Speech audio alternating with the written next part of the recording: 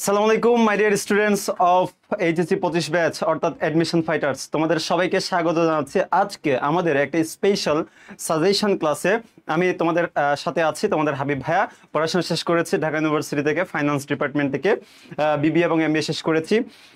So তোমরা সবাই কি অবস্থা, কেমন আছো তোমরা সবাই? আমাকে সবাই ঠিকঠাক শুনতে পাচ্ছ কিনা, দেখতে পাচ্ছ কিনা একটু কমেন্টস করে জানাবা, তাহলে আমরা আমাদের আজকের যে টপিক সেটা শুরু করব। আমরা একটু 1 মিনিট ওয়েট করব, তোমাদের বন্ধু বান্ধব যারা আছে তারা সবাই যেন যুক্ত হয়ে যায়, তাদেরকে একটু মেনশন করে দাও, তারা সবাই যেন আমাদের ক্লাসে যুক্ত হয়ে যায়। সো আমরা একটু ওয়েট করব, তারা যেন আমাদের ক্লাসে যুক্ত হয়ে যায়। তবে তার আগে তোমরা একটু কমেন্টস করে জানিয়ে দিবা আমাকে ঠিকঠাক শোনা যাচ্ছে কিনা, আমাকে দেখা যাচ্ছে কিনা, এবং আমার পিছনে যে স্লাইড সেটা প্রপারলি দেখা যাচ্ছে কিনা একটু কমেন্টস করে জানিয়ে দিবা।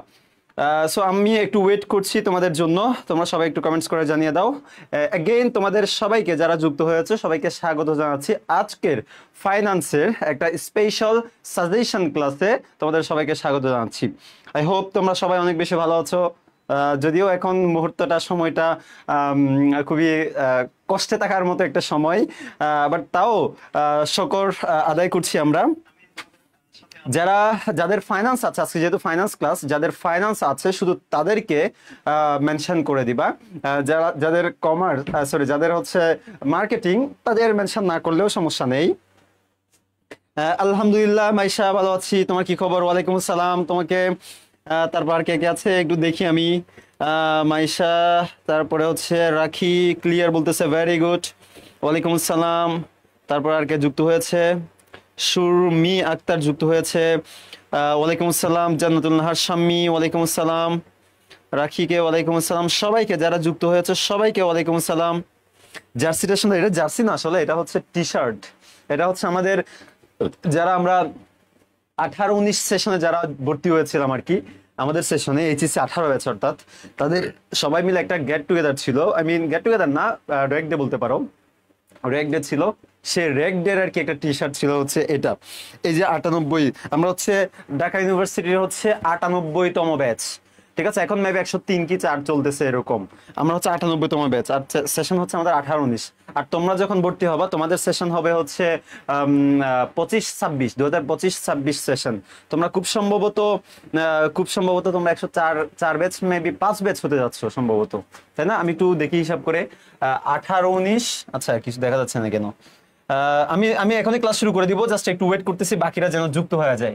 18-19, তারপর হচ্ছে 19-20 সেশন, 20-21, 21-22, 22-23। বাপরে কত বুড়া হয়ে গেছি। 23-24, তারপর 24-25, আয় হায়। তারপরে তোমরা হতে যাচ্ছ 25-26। আমরা যদি হয় 98, এরা 99, এরা হচ্ছে 100তম ব্যাচ, 101, 102, 103, 104, রাইট। তোমরা 105তম ব্যাচ হতে যাচ্ছ ঢাকা ইউনিভার্সিটিতে, তোমরা যারা ভর্তি হবে ইনশাআল্লাহ। ওকে, এগুলো দরকার নাই, আমি মুছে দিচ্ছি একটু। ফাইন, ওকে, সুপার। সবাই মেবি যুক্ত হয়ে গেছি ইতিমধ্যে, অনেকদিন পর দেখলাম। হ্যাঁ, অনেকদিন পরে আসলাম। নাবিদুল ইসলাম নাবিল, 27 ব্যাচ, তাই না? ওয়ালাইকুম আসসালাম। আনিকা জাবা, ওয়ালাইকুম আসসালাম। লাল ভাইয়া না, আজকে কালো ভাইয়া হয়ে গেছি, ব্লু, নেভি ব্লু হয়ে গেছি। এই চুমকি, কি খবর? ওকে, সো তোমরা সবাই একটু শেয়ার দিয়ে দাও, এটা যেহেতু পাবলিক ক্লাস সবাই যেন যুক্ত হয়ে যায়, একটু শেয়ার দিয়ে দাও। তারপরে হচ্ছে আমরা আমাদের ক্লাসটা এখন শুরু করে দিব। আজকে আমরা ডিফারেন্ট একটা ক্লাস নিয়ে হাজির হচ্ছি। আমরা এতদিন আমরা সবাই এমসিকিউ নিয়ে পড়েছিলাম, আমরা সবাই এমসিকিউ ফোকাস করতেছিলাম। প্রত্যেকটা টপিকের আমরা হচ্ছে এমসিকিউ বেশি প্র্যাকটিস করতাম, সিকিউ কে আমরা খুব বেশি আসলে ফোকাস করা হয়নি আমাদের প্রত্যেকটা টপিক ধরে ধরে, বা এমসিকিউ তে যত ফোকাস দিছি আমরা অত ফোকাস আমাদের রিটেনে দেওয়া হয়নি। যার কারণে আমাদের হয়তো হয়তো অনেকের এখনো পর্যন্ত তোমার রিটেন কিংবা রিটেন পার্টে একটু প্রবলেম হয়তো রয়ে গেছে। সেই সব প্রবলেম তোমার সলভ করানোর জন্য তোমাদেরকে কিছু সাজেশন দেওয়ার জন্য, তোমাদের কনফিডেন্সটাকে বুস্ট আপ করার জন্য আজকে আমাদের এই রিটেনের স্পেশাল এই সাজেশন ক্লাসটা হচ্ছে মেনলি আমি নিয়ে আসছি। আজকের ক্লাসে আমি কোনো এমসিকিউ পড়াবো না, কোনো এমসিকিউ সাজেশন আমি দিব না। আমরা অনেক এমসিকিউ পড়ছি, অনেক প্র্যাকটিস করছি, যা করছি এনাফ। এর বাদেও আমাদের আগামীকালকে যারা আমাদের সিক্রেট গ্রুপে আছো মিশন এফপিএস, তোমাদের নিয়ে একটা সলভ ক্লাস আছে আগামীকাল দুপুর 3টায়। সেই 3টার ক্লাসে আমরা যত প্রবলেম আছে সবগুলো সলভ করাবো আগামীকালকে। আর আজকে তোমাদের জন্য এটা জাস্ট সাজেশন ক্লাস, রিটেন উপযোগী। আমরা 100টা রিটেনের জন্য কোয়েশ্চেন তোমাদেরকে দিব। তাছাড়া গত বছর, এটা কি গত বছরের 22-23 সেশনে যে রিটেনটা আসছিল সেই রিটেনটা আমরা হচ্ছে সলভ করব। So okay, let's start. Lal Gulbahar, এই গানটা কি জানিছিল? এই বাকের আলী রাদুরে মেয়ে নাম ছিল তার গুলবাহার, এটা না? ওকে ফাইন, সবাই যুক্ত হয়ে গেছে ইতিমধ্যে। Good good, very good. Okay, তোমাদেরকে একটা বিষয় আমি স্মরণ করে দিতে চাই, সেটা হচ্ছে তোমরা সবাই জানো কিনা আমি জানি না, আজকে থেকে ঢাকা ইউনিভার্সিটির 25-26 সেশনের যে ভর্তি যুদ্ধ সেটা কিন্তু শুরু হয়ে গেছে। আজকে হচ্ছে আইবিএ, যারা আইবিএ তে পরীক্ষা দিয়েছে তাদের ভর্তি পরীক্ষা আজকে থেকে কিন্তু শুরু হয়ে গেছে। আইবিএ তো সবাই জানো, হয়তো অনেকে যে নাও জানতে পারো, ইনস্টিটিউট অফ বিজনেস অ্যাডমিনিস্ট্রেশন, ওটার একটা আবার বিবিএ আছে। তোমরা যে বিবিএটা পড়তে যাচ্ছ সেটা হচ্ছে এফবিএস এর বিবিএ, সেটা হচ্ছে এফবিএস এর বিবিএ। আর আজকে যে পরীক্ষাটা হয়েছে সেটা হচ্ছে IBA, institute of business administration, IBA এর বিবিএ, দুটো হচ্ছে আলাদা ডিগ্রি। ওকে, সো এই আইবিএ এর পরীক্ষা ছিল আজকে, আর তোমাদের পরীক্ষা হচ্ছে নেক্সট 6 তারিখে তোমাদের পরীক্ষা হতে যাচ্ছে ইনশাআল্লাহ। ওকে ফাইন, মানে কালকের শনিবারের ঠিক পরের শনিবারে, তাই না? কালকের শনিবারে ঠিক পরের শনিবারেই তো নাকি? আমি একটু চেক করি, তাই না? শনিবারে না শুক্রবারে তোমাদের? শনিবারে না, ডিসেম্বরের কত, 6 তারিখ, শনিবারে। ওকে ফাইন, শনিবারে। ওকে, সো আমরা আর সময় নষ্ট করছি না। অনেক কঠিন, হ্যাঁ অনেক কঠিন, ট্রু। এখানে পরীক্ষা আসছে শুধু হচ্ছে ম্যাথ, ইংলিশ, অ্যানালাইটিক্যাল, ঠিক আছে? ওকে ফাইন, এবার আমরা নেক্সট আমরা শুরু করে দেই আমাদের আজকের ক্লাসটা। সো প্রথমে আমরা একটু দেখতে চাই ফাইন্যান্সের, ব্যাংকিং এর 22-23 সেশনে যে রিটেনটা আসছিল সেই রিটেনটা কেমন ছিল। তাহলে আমরা একটা আজ করতে পারবো, একটু বুঝতে পারবো কি টাইপের কোশ্চেন আসতে পারে। সেই টাইপের কোশ্চেন আমরা আজকে 100টা কোশ্চেন সলভ করাবো। আমার সাথে থাকো, তাহলে তোমার পুরো বইটা একটু একটু কভার হয়ে যাবে, পুরো বইটাই কভার হয়ে যাবে, ঠিক আছে? ওকে, জনাব মাহমুদ 1 বছর, এক মিনিট। ওকে ফাইন, জনাব মাহমুদ 1 বছর মেয়াদে একটি বাণিজ্যিক ব্যাংকে 10,000 টাকা জমা রাখতে চায়। 10,000 টাকাও জমা রাখবে। বাৎসরিক 12% চক্রবৃদ্ধি সুদ, কি দেখো তো, বাৎসরিক, বছরে একবার চক্রবৃদ্ধি হবে 12% সুদের হারে তাকে ব্যাংক এক্স বিনিয়োগের প্রস্তাব দেয়। ওকে, পক্ষান্তরে 10% ষান্মাসিক, কেউ একজন আমাকে আজকে জিজ্ঞেস করতেছিল ষান্মাসিক মানে কি। বছরে 2 বার চক্রবৃদ্ধি হবে। এখানে এম এর মান হবে 2 আর এখানে এম এর মান হবে 1, যেহেতু এই এম এর মান ইউজ না করলেও চলে। এখানে সুদের হারে তাকে ব্যাংক ওয়াই বিনিয়োগের প্রস্তাব দেয়। তার কাছে কোন প্রস্তাবটি অধিক লাভজনক হবে বলে তোমার মনে হয়? এটা ছিল 12%, এটা ছিল 10%। অনেকে একটু এখানে আবার চালাকি করতে যাবে, চালাকি করতে গিয়ে করটা খেয়ে যাবে। কি কর জানো? এখানে 10,000 টাকা 10,000 টাকা, এখানেও 10,000 টাকা 10,000 টাকা ঠিকঠাক আছে, বাট এখানে বাৎসরিক বলাতে আর এখানে ষান্মাসিক বলাতে অনেকে ভাববে এটা মনে হয় একটু বেশি হয়ে যাবে। যেহেতু ষান্মাসিক, বছরে 2 বার চক্রবৃদ্ধি হচ্ছে, তাইলে মনে হয় এটার টাকাটা মনে হয় একটু বেশি হবে। অনেকে এটা ভেবে এটা অ্যান্সার দিয়ে দিতে পারে, বাট তুমি এভাবে অ্যান্সার দিবা না। তুমি অ্যান্সার দিবা কি, কারণ এখানে 10% ছিল বাট এখানে 12% ছিল। যদিও এটা বাৎসরিক বাট এটা 12%, যদিও এটা ষান্মাসিক কিন্তু এটা 10%। সো তুমি এটা ম্যাথ না করে ডিরেক্টলি অ্যান্সার এভাবে দেখে দিয়ে দেওয়াটা আসলে উচিত হবে না, ঠিক আছে? সো ফাইন, আমরা একটু দেখি ফিউচার ভ্যালু কোনটাতে বেশি কোনটাতে কম। প্রথমটা আমরা বের করি 10,000 টাকা। মনে রাখা ভালো, তোমাদের এই রিটেনে যে কোশ্চেনটা আসবে সেখানে ডিটেলস ব্যাখ্যা বিস্তারিত করার মতো যথেষ্ট স্পেস থাকবে না। এরকম একটা পেজ মনে করো, এই যে মনে করো একটা পুরো পেজ, হ্যাঁ, এই পুরো পেজের ধরো অর্ধেক বা অর্ধেকের চাইতে একটু বেশি জায়গা তোমাকে দিবে পুরো 5টা কোশ্চেন অ্যান্সার করার জন্য। তার মানে তুমি 1 লাইনের মতো তুমি হচ্ছে জায়গা পাবা। সো 1 লাইনে তুমি কি ম্যাথ করার কোনো সুযোগ পাবা না। ম্যাথ করার জন্য তোমার খাতার একদম লাস্টে গিয়ে একটা হচ্ছে রাফ করার জন্য খালি পেজ তোমাকে দিবে, ওখানে তুমি রাফ যা করার করে নিবে, একটু ছোট করে লিখবা, ওখানে বড় করলে দেখবা তুমি সব রাফ করতে পারতেছো না, এই জন্য রাফ করবা ওইদিকে, দেন ওখান থেকে এনে বসাই দিবা হচ্ছে এই তোমার অ্যান্সারটাই ডিরেক্ট এখানে বসাবা। ওকে, সো এখানে আমি একটু করি 10,000 মাল্টিপ্লাইড বাই 1 প্লাস 1 প্লাস কত হবে, এটা যেহেতু 10% মানে 0.12 এক বছর মেয়াদে, মেয়াদ কত দেখছো, তোমাকে মাত্র 1 বছর দিছে, মাত্র 1 বছর দিছে তোমাকে। সো 0.12 টু দি পাওয়ার কত হবে বলতো, টু দি পাওয়ার হবে হচ্ছে 1, সো এটা না দিলেও কোনো সমস্যা নাই। তার মানে 10,000 মাল্টিপ্লাইড বাই 1.12, 10,000 মাল্টিপ্লাইড বাই 1.12, তাহলে কত হয় বলতো। এখন তুমি যদি এই দশমিকটা তুলতে চাও তাহলে নিচে দিতে হবে কত জানো, 100 দিতে হবে, একটা শূন্য দুইটা শূন্য কাটা যায়, একটা শূন্য দুইটা শূন্য কাটা যায়। এবার বলো 112কে 1 দিয়ে গুণ করলে কত হয়, 112 হয়। ক্যালকুলেশনটা দেখো, অনেকে এটা পারবে না। 112কে 1 দিয়ে গুণ করলে 112 হয়, লাস্টে দুইটা শূন্য আছে। তার মানে হচ্ছে এই 10,000 টাকা 1 বছর পরে গিয়ে 12% ইন্টারেস্ট রেটে সেটা 11,200 টাকা হয়ে যাবে যদি বাৎসরিক চক্রবৃদ্ধি হয়। এবার আমরা পরেরটা বের করতে যাই, আসো। পরেরটা হচ্ছে সেম, 10,000 ঠিক থাকবে, 10,000 ঠিক থাকবে, মাল্টিপ্লাইড বাই 1.1 প্লাস এটা হচ্ছে কত পার্সেন্ট, 10%, সো 10% ডিভাইডেড বাই 2, যেহেতু ষান্মাসিক চক্রবৃদ্ধি 2 দিয়ে ভাগ করতে হবে। এবার আসো টু দি পাওয়ার, আমরা জানি m ইন্টু n, তাই না, m ইন্টু n হয় উপরে, সো m এর মান কত, m এর মান হচ্ছে 2 মাল্টিপ্লাইড বাই 1। এখানে উপরে 1 ছিল দেখে তুমি এটা লিখো নাই, তাও সমস্যা হয় নাই, কিন্তু এখানে যদি তুমি না লিখো তাহলে কিন্তু তোমার অ্যান্সার ভুল আসবে, সো ঝামেলা আছে। এবার দেখো 10,000 মাল্টিপ্লাইড বাই 0.10 কে তুমি 2 দিয়ে ভাগ করো, তাহলে 1.05 হয়, কত হয়, 1.05 হয়, টু দি পাওয়ার 2 হয়, টু দি পাওয়ার কত হয়, 2 হয়। এবার 1.05 কে তুমি 1.05 দিয়ে গুণ করো, এগুলো তোমার করতে হবে ভাই, এটা হচ্ছে রিটেন, এটা তোমার রাফ করে নিয়ে এসে বসাইতে হবে, এটার কোনো শর্টকাট আর নাই আসলে।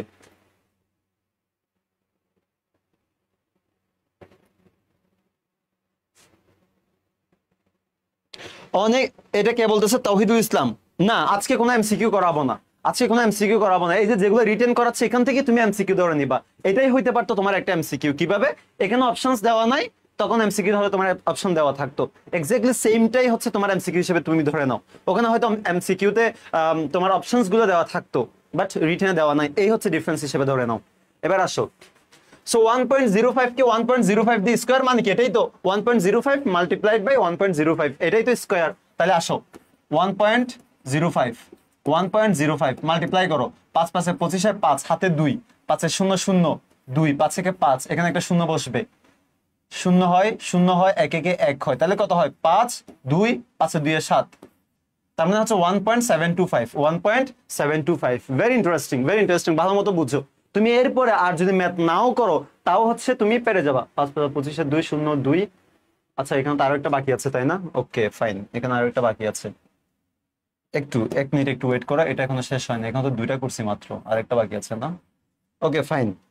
তাহলে এটা হবে হচ্ছে 100, ফাইন 100, এটা হচ্ছে কি দিয়ে গুণ করলাম, শূন্য দিয়ে না, এই জায়গায় একটু ভুল হয়েছে, ফাইন। 5 5 25 5 হাতে 2, 5 0 0 2, 5 থেকে 5, ফাইন, 0 0 এটাও হবে 0, ফাইন, এখানে দুইটা শূন্য আসবে। এবার 5 থেকে 5, 1 0 0 1 1 1, ফাইন, 5 হয় 2 হয়, এখানে 5 হয়, এখানে 0 হয়, এখানে হচ্ছে 1.0525 হয়। তার মানে দেখো এখানে দুইটা টোটাল 4টা ডিজিট আছে দশমিকের পরে, সো 1 2 3 4টা, এই 4টা ডিজিটের আগে তুমি দশমিক বসাইতে হবে। তাহলে দেখো 1.0525 দিয়ে গুণ করতে হবে, এই 10,000 কে 1.0525 দিয়ে গুণ করতে হবে। কথা কি বুঝছো? এখানে ছিল কত, 10,000 কে আমি 1.12 দিয়ে গুণ করতাম, 1.12 বড় নাকি 1.0525 বড়? ডেফিনেটলি 1.12 বড়, সো এই জন্য এখানে টাকাটা বেশি আসবে। এখানে গুণ করলে দেখবা এই টাকা থেকে অবশ্যই কম টাকা আসতেছে, এজন্য এখানে বেশি টাকা পাচ্ছি বলে XA বিনিয়োগ প্রস্তাবটা তোমাকে গ্রহণ করতে হবে। এতটুকু কি সবাই বুঝছো কিনা? এটা ছিল প্রিভিয়াস কোয়েশ্চেন, তোমরা এতদিন এটা করে ফেলার কথা, আমি জাস্ট একটু দেখাই দিলাম তোমাকে কিভাবে করতে হবে, ঠিক আছে? তার মানে দেখো এই লাস্টে গিয়ে তোমার এই গুণটা না করলেও চলতেছে, তুমি জাস্ট এইটা দিয়েই এই 1.12 দিয়ে তুমি ডিসিশন নিয়ে ফেলতে পারতেছো কোথায় টাকা বেশি আসবে। That's it. সো এখানে এক্স এ আমরা দেখতেছি ফিউচার ভ্যালু বেশি, এই জন্য এক্স এর বিনিয়োগ প্রস্তাবটি গ্রহণ করা উচিত, অথবা তুমি প্রস্তাবটি অধিক লাভজনক হিসেবে তোমাকে বলতে হবে।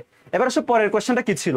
5 বছর মেয়াদী একটি প্রকল্পের অভ্যন্তরীণ আয়ের হার, অভ্যন্তরীণ আয়ের হার মানে কি? IRR, internal rate of return. দেখছো প্রথম কোশ্চেনটা আসছে কই থেকে? চ্যাপ্টার 3 থেকে টাইম ভ্যালু অফ মানি থেকে। পরের কোশ্চেনটা আসছে কই থেকে? চ্যাপ্টার তোমার কত থেকে? চ্যাপ্টার হচ্ছে এটা 7-8 থেকে, চ্যাপ্টার 8 থেকে। 8 মানে কি? ওই যে তোমার দীর্ঘমেয়াদী বিনিয়োগ সিদ্ধান্তের যেটা, হ্যাঁ। এই হারে প্রকল্পের নিট বর্তমান মূল্য কত হবে যদি প্রকল্পটির প্রাথমিক বিনিয়োগের পরিমাণ 5 লাখ হয়? যদি প্রাথমিক বিনিয়োগের এই হারে প্রকল্পটির বর্তমান মূল্য কত হবে যদি প্রকল্পের প্রাথমিক বিনিয়োগের পরিমাণ কত হবে? এই হারে প্রকল্পের নিট বর্তমান মূল্য কত হবে যদি প্রকল্পের প্রাথমিক বিনিয়োগের পরিমাণ। ওকে, সব দেওয়া আছে তোমার এখানে, সব দেওয়া আছে।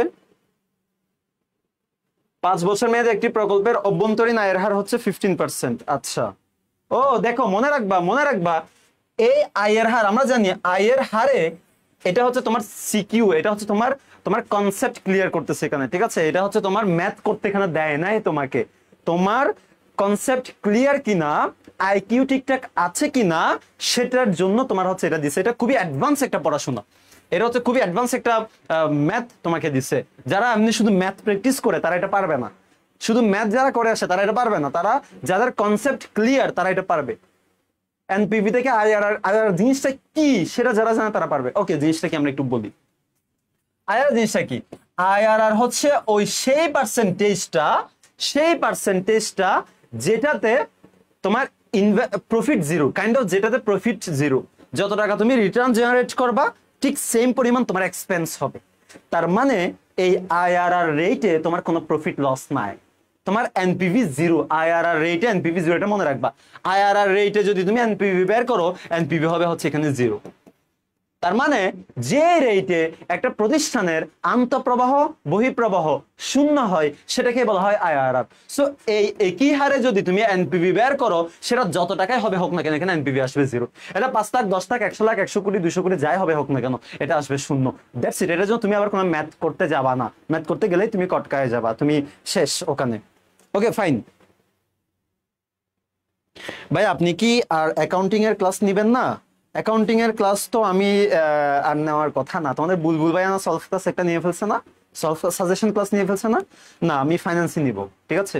ওকে, 2 নাম্বার রুটিনে তো লেখা ছিল না, রুটিনে যেভাবে লেখা ছিল ওটাই। এবার আসো, তহবিলের চাহিদা এবং সরবরাহের মধ্যে অমিলের কারণে ব্যাংকগুলো মাঝে মাঝে তারল্য সংকট। আচ্ছা আমি একটু চেক করি এখানে কয়টা শেয়ার হয়েছে। এই রকি, এই ক্লাসটা হচ্ছে আমাদের গ্রুপগুলোতে একটু শেয়ার দিয়ে দাও। মিশন এফপিএস এর, তারপর হচ্ছে এসসিপির যে মেন গ্রুপ, হ্যাঁ, কোয়েশ্চেন আনসার গ্রুপ, ওখানে সব জায়গায় একটু শেয়ার করে দাও। Okay fine. হ্যাঁ, তোমাদের বুলু ভাইয়া নিবে আজকে জুমে মনে হয় থাকবে। Okay fine. এবার আসো নেক্সট ওয়ান হচ্ছে তহবিলের চাহিদা এবং সরবরাহের মধ্যে অমিলের কারণে ব্যাংকগুলো মাঝে মাঝে তারল্য সংকটের সম্মুখীন হয়। মানে আগে পুরোটা শেষ করে তারপর মানে বলতেছি। এই সমস্যা থেকে উত্তরণের জন্য ব্যাংক নির্দিষ্ট সুদের হারে স্বল্প মেয়াদে তহবিল ধার করার জন্য আর্থিক বাজারে প্রবেশ করে। এই বাজারের নাম কি? এটা আসছে কোথা থেকে জানো? এটা আসছে তোমার হলো চ্যাপ্টার 2 থেকে, ফাইন্যান্সের চ্যাপ্টার 2 থেকে। এটা 2 থেকে আসছে, এটা 3 থেকে আসছে, এটা আসছে চ্যাপ্টার 8 থেকে। দেখছো ভেরিয়েশনটা? দেখছো? তারপরে হ্যাঁ ওই যে আমাদের মিশন এফপিএস এর যেটা আছে, তারপর এসসিপির যে গ্রুপটা আছে ওখানে দিবা। এখানে কোনটা আছে? হ্যাঁ পাওয়ার প্লে, এটা তো 26 এর, এখানে দেওয়ার দরকার নাই। আচ্ছা থাক, সমস্যা নেই, থাক এটাও দিবা। তারপরে এই যে মিশন এফপিএস এ দিবা। তারপর হচ্ছে এই কিউএন একটা গ্রুপ নেই, ওই কিউএন গ্রুপে তুমি নাই মনে হয়। কিউএন দিয়ে দাও এটা দিয়ে দাও। হ্যাঁ কিছু লেখা লাগবে, আমি শেয়ার দিয়ে দাও। Okay fine. তার মানে দেখো বলতেছে চাহিদা এবং সরবরাহ, ডিমান্ড এন্ড সাপ্লাই, ইকোনমিক্স যারা আছে তারা জানো। তহবিল মানে ফান্ড, তোমার যত টাকার ফান্ড দরকার তোমার অত টাকা নাই, তোমার এই মুহূর্তে তোমার 1 কোটি টাকা দরকার, তোমার হাতে টাকা দরকার, যদি কেউ আসে যেন তুমি দিতে পারো, অথবা যে কেউ আসবে তুমি ধরে রাখছো যে কেউ আসবেই, কেউ একজন 1 কোটি টাকা নেওয়ার জন্য আসতেছে তোমার ব্যাংক থেকে, কিন্তু তোমার ব্যাংকে নাই কিংবা তোমার প্রতিষ্ঠানে টাকা নাই, তখন তুমি কি করবা? তুমি কারো কাছ থেকে একটা লোন নিতে হবে, ইমার্জেন্সি কারো কাছ থেকে লোন নিতে হবে। সো লোন নিবা কার কাছ থেকে? তোমার সমজাতীয় যারা প্রতিষ্ঠান আছে, ধরো তোমার হচ্ছে এবিসি ব্যাংক, তুমি XYZ ব্যাংকের কাছে গেছো, PQR ব্যাংকে গেছো তুমি, দেন ওদের কাছে বলবা ভাই আমার জন্য 1 ঘন্টার জন্য আমার কিছু টাকা লাগবে, স্বল্প সময়ের জন্য এই টাকাগুলো তুমি লোন নিচ্ছ ওর কাছ থেকে। সো এটার জন্য একটা মার্কেট আছে যেটাকে বলা হয় মানি মার্কেট, যেটাকে বলা হয় মানি মার্কেট। মানি মার্কেটে এরকম এই স্বল্প মেয়াদী ধার দেনাগুলা হয়, সিকিউরিটিজ কেনা বেচা হয়, তোমরা সবাই এটা জানো। সেটাকে বলা হয় কল মানি বাজার, মানি মার্কেট না। So call money market, instant টাকা, শর্ট টাইমের জন্য যে টাকা তুমি যে বাজার থেকে কালেকশন করতে পারবা সেটার নাম কল মানি বাজার। সুদের হারকে বিকল্পভাবে কি বলা হয়? তোমাকে ও তো আর এমনি এমনি টাকা দিবে না, তোমার এবিসি ব্যাংক XYZ তো তোমাকে 1 কোটি টাকা এমনি এমনি দিবে না, ওকে একটা ইন্টারেস্ট রেট দিতে হবে না? সো যে ইন্টারেস্ট রেটটা ওকে দিতে হবে সেটার নাম হচ্ছে কল মানি রেট, সেটার নাম হচ্ছে কল মানি রেট। সো এটা ছিল তোমার 22 সেশনের কোয়েশ্চেন 3 নাম্বার। 4 নাম্বারে আসো। এক ধরনের ব্যাংকিং আছে যা খুব সীমিত এলাকায়, দেখছো এতক্ষণ ছিল এটা কোথায়? এই 3টা ছিল ফাইন্যান্স থেকে, এবার এটা আসছে হলো ব্যাংকিং থেকে। এক ধরনের ব্যাংকিং আছে যা খুব সীমিত এলাকায় কাজ করে, খুব সীমিত। সীমিত দিয়ে তুমি কি বুঝতেছো? এটা কাইন্ড অফ একক ব্যাংকিং। আমি জাস্ট গ্যাস করতেছি, বাট আমি জানি না এখনো কিছু, জাস্ট আমি গ্যাস করতেছি। প্রত্যেকটা লাইন পড়ার পর, প্রত্যেকটা ওয়ার্ড পড়ার পর পরে তোমার মাথায় যদি চলে আসে ইয়েস এটা ওখান থেকে, এটা ওখান থেকে, এটা ওখান থেকে, তার মানে বুঝতেছো তোমার পড়াশোনা হয়ে গেছে, তোমার পড়াশোনা যথেষ্ট হয়েছে। এর ব্যবস্থাপনা কেন্দ্রীভূত যা দ্রুত সিদ্ধান্ত গ্রহণের প্রক্রিয়া সহায়তা করে। তার মানে একটা মাত্র ব্রাঞ্চ, একটা মাত্র ব্রাঞ্চ। সো ডিসিশন নেওয়া খুবই টাফ না। ধরো আমাদের ব্যাংকে, আমাদের দেশে যে ব্যাংকগুলো আছে সেগুলো সবগুলো ব্রাঞ্চ ব্যাংকিং, শাখা ব্যাংক। ধরো ডাচ বাংলা ব্যাংকের অনেকগুলো শাখা আছে, আমি ধরে নিচ্ছি 100টা শাখা আছে। তার মানে কোনো একটা ডিসিশন ইমপ্লিমেন্ট করতে গেলে সবার কনসার্ন লাগে, একটা সিদ্ধান্ত আসতে গেলে অনেক বেশি টাইম লাগে, দ্যাটস ইট। সো ওদের সে সময়টা লাগে না। এই ধরনের ব্যাংকিং অর্থ স্থানান্তরে গুরুতর অসুবিধার সম্মুখীন হয়। কেন? কারণ ওদের ব্রাঞ্চ আছে মনে করো ঢাকায়, ওরা চিটাগাং ট্রান্সফার করতে পারবে না, কারণ চিটাগাং ওদের কোনো ব্রাঞ্চ নাই, খুলনায় ওদের কোনো ব্রাঞ্চ নাই, ময়মনসিংহ ওদের কোনো ব্রাঞ্চ নাই, তাহলে ওরা টাকা ট্রান্সফার করতে পারবে না। সো এটা একটা সমস্যার সম্মুখীন হয়। এর তারল্য সমস্যাও তীব্র, মানে ওর টাকা টাকা যদিও শর্ট পড়ে, ও কার কাছ থেকে লোনও নিতে পারে না, এমন একটা সমস্যা, ঠিক আছে? সো লোন নিতে পারে না, এই জন্য তারল্য সমস্যা তীব্র। এটা কি ধরনের ব্যাংকিং? ডেফিনেটলি এটা একটা একক ব্যাংকিং, এটা একটা একক ব্যাংকিং। কেন এই ধরনের ব্যাংকিং বিরাজ করে? পর্যাপ্ত মূলধনের অভাবে। এই যে 100টা তুমি ব্রাঞ্চ করবা, তোমার অত টাকা নাই। 100টা ব্রাঞ্চের জন্য তো কয়েক হাজার কোটি টাকা তোমার লাগবে, অত টাকা তোমার নাই, তোমার টাকা খুবই কম, এই জন্য একক ব্যাংকিং চালানো করে। এটা যুক্তরাষ্ট্রে বেশি আছে, বেশিরভাগ যুক্তরাষ্ট্রের ব্যাংকিং হলো একক ব্যাংকিং। আমাদের দেশে নাই, এটা একদমই নাই একক ব্যাংকিং। বাট কোশ্চেন আসছে ওই জায়গা থেকে। এটা আসছে কোন জায়গা থেকে? চ্যাপ্টার 1 থেকে, ব্যাংকিং এর চ্যাপ্টার 1 থেকে এটা আসছে। এবার আসো, কোন অর্থনীতিতে ঋণ নিয়ন্ত্রণ করার জন্য কেন্দ্রীয় ব্যাংক কিছু খাতে ঋণের পরিমাণ হ্রাস বা বৃদ্ধি করতে নির্দেশনা দেয়, যাতে ঋণ সরবরাহ একটি গ্রহণযোগ্য পর্যায়ে নিয়ে আসা যায়। এক্ষেত্রে কেন্দ্রীয় ব্যাংক ঋণ নিয়ন্ত্রণের যে নীতি অনুসরণ করে তার নাম কি? এটা কোন ধরনের ঋণ নিয়ন্ত্রণ পদ্ধতি? এটা কি? এটা কিছু না।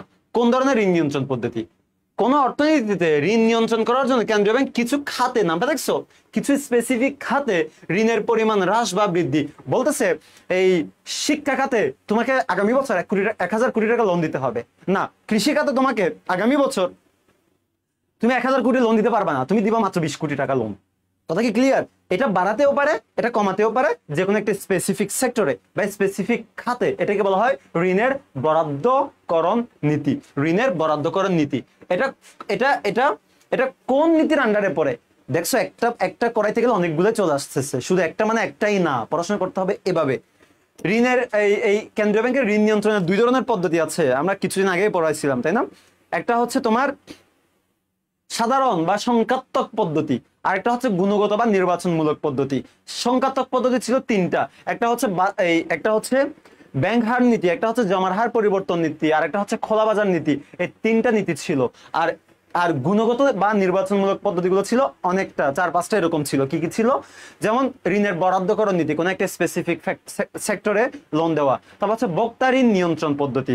তারপর হচ্ছে প্রত্যক্ষ ব্যবস্থা গ্রহণের পদ্ধতি। তারপর হচ্ছে প্রচারণার পদ্ধতি। এই টাইপের অনেকগুলো পদ্ধতি ছিল, 5টা-6টা মতো ছিল প্রায়। সো এটা হচ্ছে সেই গুণগত বা নির্বাচনমূলক পদ্ধতির আন্ডারেই পড়বে। ফাইন। সো এটা ছিল কোন চ্যাপ্টার থেকে? চ্যাপ্টার 2 থেকে, কেন্দ্রীয় ব্যাংক থেকে, রাইট? চ্যাপ্টার 2 থেকে। এবার আসো 6 নাম্বার। এক ধরনের ঝুঁকি আছে যা ব্যক্তি বা প্রতিষ্ঠানের সৃষ্ট নয়। কোন একটা স্পেসিফিক ব্যক্তি বা প্রতিষ্ঠান এটা সৃষ্টি করতে পারে না, এটা কন্ট্রোলও করতে পারে না, তাদের নিয়ন্ত্রণের বাইরে। এর প্রভাব ব্যাপক, ব্যাপক প্রভাব। এবং এই ধরনের ঝুঁকির ক্ষতি সাধারণত পূরণযোগ্য নয়, সাধারণত পূরণযোগ্য নয়। কেউ এটা ক্ষতি, মানে এই ক্ষতিগুলা, ঝুঁকির ক্ষতি কত হইতে পারে এটা আসলে কেউ পূরণ করতে পারে না, এটা নিরূপণ করতে পারে না। দ্যাটস মানে এটা আউট অফ কন্ট্রোল। এটা কি ধরনের ঝুঁকি? ডেফিনেটলি এটা একটা বাজার ঝুঁকি অথবা সিস্টেমেটিক রিস্ক বলা হয় এটাকে। সিস্টেমেটিক রিস্ক অথবা বাজার ঝুঁকি অথবা মার্কেট রিস্ক, মানে যে ঝুঁকিটা সবার জন্য। যেমন ইনফ্লেশন, এটা কোনো একটা স্পেসিফিক কোম্পানির না, কোনো ব্যক্তির না, এটা সারা পুরো ইকোনমির জন্য। এটা ইনফ্লেশন হোক কিংবা ডিফ্লেশন হোক, একটা অর্থনৈতিক মন্দা আসছে, রাজনৈতিক অস্থিরতা আসছে, এগুলোর ইম্প্যাক্টটা সারা মার্কেটে পড়বে, কোনো একটা স্পেসিফিক কোম্পানির নয়, স্পেসিফিক ব্যক্তির নয়। এই জন্য এগুলোকে বলা হয় সিস্টেমেটিক রিস্ক। ওই সিস্টেমটা তুমি চেঞ্জ করতে পারবা না, তোমার কন্ট্রোলের নাই। সো এই ছিল চ্যাপ্টার, এটা ছিল ফাইন্যান্সেও তুমি ধরতে পারো, চ্যাপ্টার 9-এর ধরতে পারো। এটা চ্যাপ্টার 9 ঝুঁকি মুনাফার হার থেকে, অথবা এটা বিমার চ্যাপ্টারও তুমি ধরতে পারো, এটা বিমা থেকেও ধরতে পারো। চ্যাপ্টার 10 ওখানে যে তুমি যে বিমা করো, যে ঝুঁকিগুলোর জন্য বিমা করো, ওখানে কিন্তু এই ঝুঁকির একটা পার্ট আছে। সেটা তুমি চ্যাপ্টার 9 ধরতে পারো ফার্স্ট পেপারের, আর সেকেন্ড পেপারের চ্যাপ্টার 10 ধরতে পারো। দেখছো মিক্সটা, দেখছো ভেরিয়েশন আছে এখানে বিভিন্ন জায়গা থেকে। ফাইন, এই ছিল আমাদের। আচ্ছা, তোমাদের কি কোনো কোয়েশ্চেন ছিল? আমি একটু দেখতে চাই। আচ্ছা, কারো কি কোনো কোয়েশ্চেন ছিল কিনা আমি একটু দেখি। আমি এতক্ষণ দেখতেছিলাম না। কল মানি রেট, কার কি কোয়েশ্চেন? বলতেছে কল মানি মার্কেট, কল মানি রেট। ওকে ফাইন, অ্যান্সার দিচ্ছে। তারপরে হচ্ছে 8টায় এফবিএস এ পোস্ট করছে। হ্যাঁ ওকে, 8টা 40 পর্যন্ত হওয়ার পর আবার জয়েন করতে হবে, কারণ 40 মিনিট পর অটোমেটিক শেষ হয়ে যাবে। ওকে, তারপরে হচ্ছে কে, ওকে মেনশন দিও। আচ্ছা বুঝলাম ভাই, আমি সবাইরে মেনশন দিলে নিজে জয়েন হতে পারি না। আচ্ছা, তারপরে হচ্ছে আপনি কি কয়, তারপরে আর কি কি কি আমাদের জন্য সবার জন্য তোমার এই তোমরা কি শুরু করে দিছো এই জায়গায়? কালকে পেইড বেচে ফাইন্যান্সের কোন চ্যাপ্টার গুলা এই 7 দিন রিভিশন দিব, ইম্পর্টেন্ট ওইগুলো বলবেন না? হ্যাঁ হ্যাঁ হ্যাঁ, কালকে হচ্ছে ফাইন্যান্সের সলভ ক্লাস, তো ওখানে বলবো যত কোশ্চেন আছে ওখানে অ্যান্সার দিব, সমস্যা নাই, সমস্যা নেই। তারপরে হচ্ছে একটা এমসিকিউ ক্লাস নিন প্লিজ। তুমি এমসিকিউ বেশি দুর্বল নাকি তুমি? হ্যাঁ ওকে, এবার আসো নেক্সট ওয়ান। এবার আসো নেক্সট ওয়ান। সো এই ছিল আমাদের হচ্ছে 22-23-এর রিটেন। কয়টা কোশ্চেন আসছিল? 6টা কোশ্চেন আসছিল। এবার আমরা আমাদের মতো করে কিছু প্র্যাকটিস করব। যারা এতক্ষণ ছিল আর একটু ওয়েট করো। হ্যাঁ, এই যে এখান থেকে শুরু, এখান থেকে হচ্ছে আমাদের রিটেনের যে চ্যাপ্টার, রিটেনের যে সাজেশনগুলো সেগুলো শুরু এখান থেকে। এরকম 100টা আমি দিব। হ্যাঁ, দেখি কতটুকু আমরা সলভ করতে পারি। যতটুকু সলভ করতে পারি ওটা করাবো, দেন বাকিগুলো হচ্ছে তোমাদের আমি হোমওয়ার্ক দিব। যদি শেষ না করতে পারি আমরা আগাইতে থাকি। এবার আসো নাম্বার 1, ট্রেজারি বিলকে কোন ধরনের সিকিউরিটি বলা হয়? ট্রেজারি বিলকে বলা হয় হচ্ছে একটা রিস্ক ফ্রি, ঝুঁকি মুক্ত, অথবা যেটাকে বলা হয় জিরো কুপন সিকিউরিটি। মানে এটাতে কোনো কুপন রেট থাকে না। এটা হচ্ছে জাস্ট, এটার মূল্য যদি হয় 1000 টাকা, ফেস ভ্যালু যদি হয় 1000 টাকা, এটা তোমাকে সেল করবে 900 টাকা দিয়ে, 850 টাকা দিয়ে। মানে এই 1000 টাকার কম ভ্যালুতে তোমাকে সেল করবে। মানে তুমি কিনবা এটা 900 টাকা দিয়ে বা 850 টাকা দিয়ে, কিন্তু সেল করার সময় এটা 1000 টাকা দিয়ে সেল করবা। তাহলে এটার যে ফেস ভ্যালু এবং যে পারচেজ প্রাইস, দুইটার যে ডিফারেন্সটা, সেটাই হচ্ছে তোমার জন্য এটা ইনকামের একটা সোর্স। এখানে কোনো এক্সট্রা তোমাকে প্রফিট দেয় না। তুমি 1000 টাকা দিয়ে কিনছো, তোমাকে 10% প্রফিট দিবে, এরকম দেয় না। এই জন্য এটাকে বলা হয় জিরো কুপন। এখানে কোনো কুপন দেওয়া হয় না। আরো একটা ওয়েতে তুমি যদি বলতে চাও, ট্রেজারি বিলকে বলা হয় একটা ঝুঁকিমুক্ত সিকিউরিটি, এটা বললেও অ্যান্সার হবে। সো 1 নাম্বার গেল। 2 নাম্বার, অর্থায়ন সম্পর্কিত corporation finance study of the principles and methods, এরকম একটা বই আছে। এই বইটার লেখা কার? এই বইটার লেখা হচ্ছে টমাস এল গ্রিন। টমাস এল গ্রিন, এটা একটু মনে রাখবা, টমাস এল গ্রিন। ঠিক আছে, এটা খুবই জনপ্রিয় একজন হচ্ছে মানে ফাইন্যান্সের কন্ট্রিবিউটর। এবার আসো ক্যাপএম। ক্যাপএম মানে কি? ক্যাপএম এর ফুল ফর্ম তোমরা সবাই জানো, capital asset pricing model. Capital asset pricing model, CAPM বা ক্যাপএম। এই ক্যাপএম এর আবিষ্কার করে কে? আবিষ্কার করা হচ্ছে উইলিয়াম শার্প। উইলিয়াম শার্প নামে একজন একজন কি বলবো যে ব্যক্তি, একজন ভদ্রলোক হচ্ছে এই হচ্ছে ক্যাপেম মডেল আবিষ্কার করে। আরেকটা মডেল আছে আরবিট্রেজ প্রাইসিং থিওরি, এটাকে আবিষ্কার করে স্টিফেন রস। হ্যাঁ, স্টিফেন রস, এটা একটু মনে রাখো। এগুলো যদিও খুব বেশি ইম্পর্টেন্ট না, বাট তাও বলা তো যায় না। এমসিকিউতেও আসতে পারে এটা, নট অনলি রিটেন, তোমার এমসিকিউতেও আসতে পারে। ক্যাপেম হচ্ছে উইলিয়াম শার্প, আর আরবিট্রেজ প্রাইসিং থিওরি এটা আবিষ্কার করে হচ্ছে স্টিফেন রস। এই শুধু রস মনে থাকলে হবে, রস মানে গোলাপ, ঠিক আছে? সেই রস দিয়ে তুমি মনে রাখতে পারো, গোলাপ। এবার আসো নেক্সট। কোন লভ্যাংশ মডেলে কোম্পানি ভবিষ্যৎ বছরে বর্তমান বছরের সমপরিমাণ লভ্যাংশ প্রদান করে? মানে মানে এটা হচ্ছে 2000, মনে করো আজকে 25, এবার হচ্ছে 2026। ধরো 2025-এ লভ্যাংশ দিচ্ছে হলো শেয়ার প্রতি 10 টাকা করে। যদি 26 সালেও 10 টাকা দেয়, 27 সালেও যদি 10 টাকা দেয়, তার মানে এখানে লভ্যাংশের কোনো গ্রোথ নাই, কোনো বৃদ্ধি পাচ্ছে না। এটাকে বলা হয় শূন্য লভ্যাংশ বৃদ্ধি মডেল। শূন্য লভ্যাংশ বৃদ্ধি মডেল। এখানে 10 আর 10-এর মধ্যে ডিফারেন্স কত জানো? কোনো কি গ্রোথ আছে? গ্রোথ আছে, অবভিয়াসলি আছে। সেটা গ্রোথ কত জানো? 0%। কত পার্সেন্ট গ্রোথ জানো? 0%। এই জন্য এটার নাম হচ্ছে শূন্য লভ্যাংশ বৃদ্ধি মডেল, 0% গ্রোথ মডেল, ঠিক আছে? ফাইন। এবার আসো 6 নাম্বার। আমরা সলভ করছি না? 1 নাম্বার, 2 নাম্বার, 3 নাম্বার সলভ করছি। এবার আসো 5 নাম্বার, 6 নাম্বার। কোন নির্দিষ্ট সিকিউরিটির বাজার ঝুঁকি, বাজার ঝুঁকি মানে কি? বেটা। বাজার ঝুঁকি মানে বেটা, যেটাকে আমরা বলি সিস্টেমেটিক রিস্ক, যেটা হচ্ছে অনিয়ন্ত্রণযোগ্য ঝুঁকি, যেটা হচ্ছে কারো কন্ট্রোলে থাকে না। আয়ের মধ্যে সম্পর্ক নির্দেশ করা হয় কোন মডেল দ্বারা? বাজার ঝুঁকির সাথে প্রত্যাশিত আয়ের সম্পর্ক নির্দেশ করা হয় কোনটা দ্বারা? তোমরা হচ্ছে এই যে আমরা সাধারণ শেয়ারের মূলধন ব্যয় বা সাধারণ শেয়ারের ব্যয় বের করছি না, কয়টা মডেল ছিল? 3টা মডেল ছিল। একটা হচ্ছে শূন্য লভ্যাংশ বৃদ্ধি মডেল, আর একটা হচ্ছে স্থির লভ্যাংশ বৃদ্ধি মডেল, আর একটা ছিল CAPM, capital asset pricing model. এটার ফর্মুলাটা কি ছিল? ফর্মুলা ছিল এরকম, RF plus RM minus RF multiplied by beta. এই যে সেই বিটার সাথে এটা কি বের করো? আর বার বের করো তুমি, আর বার মানে প্রত্যাশিত আয় বের করে এই সূত্র দিয়ে। সো এই প্রত্যাশিত আয়ের সাথে বাজার ঝুঁকির সম্পর্ক নির্দেশ করা হচ্ছে এই ক্যাপএম ফর্মুলা দিয়ে। বাজার ঝুঁকি বললে তুমি ক্যাপএমটা বসা দিতে পারবা, কারণ তোমাদের আর কোথাও কোনো কিছু নাই। বাজার ঝুঁকি মানে হচ্ছে ক্যাপএম, অনিয়ন্ত্রণ ঝুঁকি পরিমাপ করা হচ্ছে ক্যাপএম, ঠিক আছে? ক্যাপএম। বিনিয়োগকারী ব্যাংক সিকিউরিটি বিক্রয় করে যে আয় অর্জন করে তাকে কি বলা হয়? বিনিয়োগকারী ব্যাংক। অনেক ধরনের ব্যাংক আছে আমাদের দেশে। কিছু আছে হচ্ছে আন্ডাররাইটার আছে না, তারা কি করে? অন্য কোম্পানির শেয়ার ইস্যু করে দেয়, শেয়ার বন্ড ডিবেঞ্চার বা যে কোনো সিকিউরিটি ইস্যু করে দেয় মানুষের কাছে। ইস্যু করার মাধ্যমে একটা পার্সেন্টেজ নেয়। তোমরা অ্যাকাউন্টিং সেকেন্ড পেপারের চ্যাপ্টার 4 যেহেতু মূলধনী কোম্পানির যে মূলধন শিখছো, মানে কি ছিল? ওটা শেয়ার ইস্যু রিলেটেড ছিল না? সো ওই শেয়ার ইস্যুর কারণে অবলেখকের কমিশন দেওয়া লাগতো না। শেয়ার প্রতি 1 টাকা, 2 টাকা, 0.5 টাকা অথবা 1%, 2% এরকম কমিশন দেওয়া লাগতো না। কেন? কারণ তোমাকে শেয়ার ইস্যু করে দিচ্ছে, তোমার এই আইনি কাজটা, অবলেখকের কাজটাও করে দিচ্ছে, জন্য একটা কমিশন দিতে হয়। সো সেই অবলেখকের কমিশন, এই কাজটা করে কোন ব্যাংক জানো? বিনিয়োগকারী ব্যাংক। কিছু ইনভেস্টমেন্ট ব্যাংক আছে বাংলাদেশে, বিনিয়োগকারী ব্যাংক।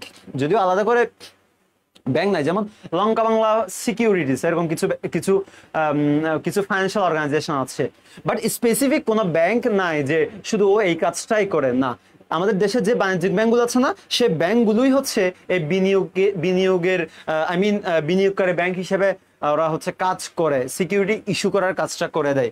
ফাইন। এবার আসা ক্যাপএম মডেলের প্রবক্তাকে, এটা আমরা পড়ছি না একটু আগে? উইলিয়াম শার্প ছিল না? হ্যাঁ, উইলিয়াম শার্প। ওকে, এটা রিপিট দরকার নাই। এবার আসো নেক্সট ওয়ান। এবার আসো কিছু ম্যাথ আছে, এই পুরো স্লাইডে কিছু ম্যাথ আছে। এই ম্যাথগুলো হচ্ছে আমরা একটু দেখবো। এখানেও একটা ম্যাথ আছে। সো 5টা ম্যাথ আমি এখানে নিয়ে আসছি। 9 নম্বরে দেখো, 100 টাকা বাজার মূল্যের শেয়ারে, আচ্ছা এখানে অ্যান্সার দেওয়া আছে, বাট প্রসেসটা তোমাকে আমি একটু আগে বলতেছিলাম যে এটা তুমি ডিরেক্ট করতে যাবা না। হ্যাঁ, একের আনসার তুমি ঝুঁকিবিহীন দিলেও কোনো সমস্যা নাই। তুমি এটা হচ্ছে ঝুঁকিমুক্ত আয়ের হার, ঝুঁকিমুক্ত সিকিউরিটি বলতে পারো, কোনো সমস্যা নাই, অ্যান্সার দিয়ে দিবে। তোমার এমসিকিউ নিয়ে যা যা সমস্যা তুমি আমার কাছে চলে এসো, আমি তোমাকে সলভ করে দিব, কোনো সমস্যা নাই। শিহাব, ঠিক আছে, তুমি ওটা দিলেও কোনো সমস্যা হবে না, অ্যান্সার মিলবে। তারপরে কে? রিটেনের কোনো কাট অফ মার্কিং নাই, তাই ঝুঁকিবিহীন দিলেও নাম্বার হবে। হ্যাঁ, নাম্বার অবভিয়াসলি দিবে, তোমাকে অবভিয়াসলি নাম্বার দিবে। এটা ঝুঁকিবিহীন, ঝুঁকিমুক্ত বিনিয়োগের হার দিলেও, সরি ঝুঁকিমুক্ত সিকিউরিটিজ দিলে এটা তুমি অবশ্যই নাম্বার পাবা, অবশ্যই নাম্বার পাবা। জিরো কুপন দেবো না, আমি আরেকটু অ্যাডভান্স দিলাম আর কি, আরেকটু অ্যাডভান্স দিলাম। 9 নাম্বার, 100 টাকা বাজার মূল্য শেয়ারে, বাজার মূল্য মানে কি? এটা হচ্ছে এনএসবি অথবা P0 বলি আমরা। P0 মানে price of today, price of zero মানে প্রাইস অফ টুডে, মানে আজকের বাজার মূল্য। শেয়ারে 12 টাকা করে লভ্যাংশ প্রদান করা হলে শেয়ারের ব্যয় কত টাকা হবে? শেয়ারের ব্যয় কত টাকা হবে? 12 টাকা করে লভ্যাংশ, তাহলে কত হয়? উপরে হবে 12, নিচে হবে, এখানে কোনো গ্রোথ রেট আছে নাই, তাহলে 12 কে তুমি হচ্ছে 100 দিয়ে ভাগ করো, 100 দিয়ে ভাগ করো। আর এটা যেহেতু শেয়ারের ব্যয় বের করতেছো, মানে কস্ট অফ ইকুইটি বের করতেছো, কিংবা কস্ট অফ ডেট বের করো, কিংবা কস্ট অফ রিটেন আর্নিংস বের করো, কিংবা কস্ট অফ প্রেফারেন্স শেয়ার বের করো, যেটাই বের করো না কেন তোমার সূত্রের লাস্টে 100 দিয়ে মাল্টিপ্লাই করতে হবে, কারণ এটা হচ্ছে তুমি পার্সেন্টেজ বের করতেছো। সো এখানে 100 দিয়ে তোমাকে মাল্টিপ্লাই করতে হবে। খুবই ইন্টারেস্টিং, 100 100 চলে যায়, বাকি থাকে হচ্ছে 12, এই জন্য অ্যান্সার হবে 12। অবভিয়াসলি এই পার্সেন্টেজটা দিতে হবে, না হয় তোমার মার্কস কাটা যাবে। আর এই 100 দিয়ে মাল্টিপ্লাই করা মানে তোমাকে এখানে 100 পার্সেন্টেজটা দিতেই হবে। সো এ ছিল। এবার আসো নেক্সট ওয়ান।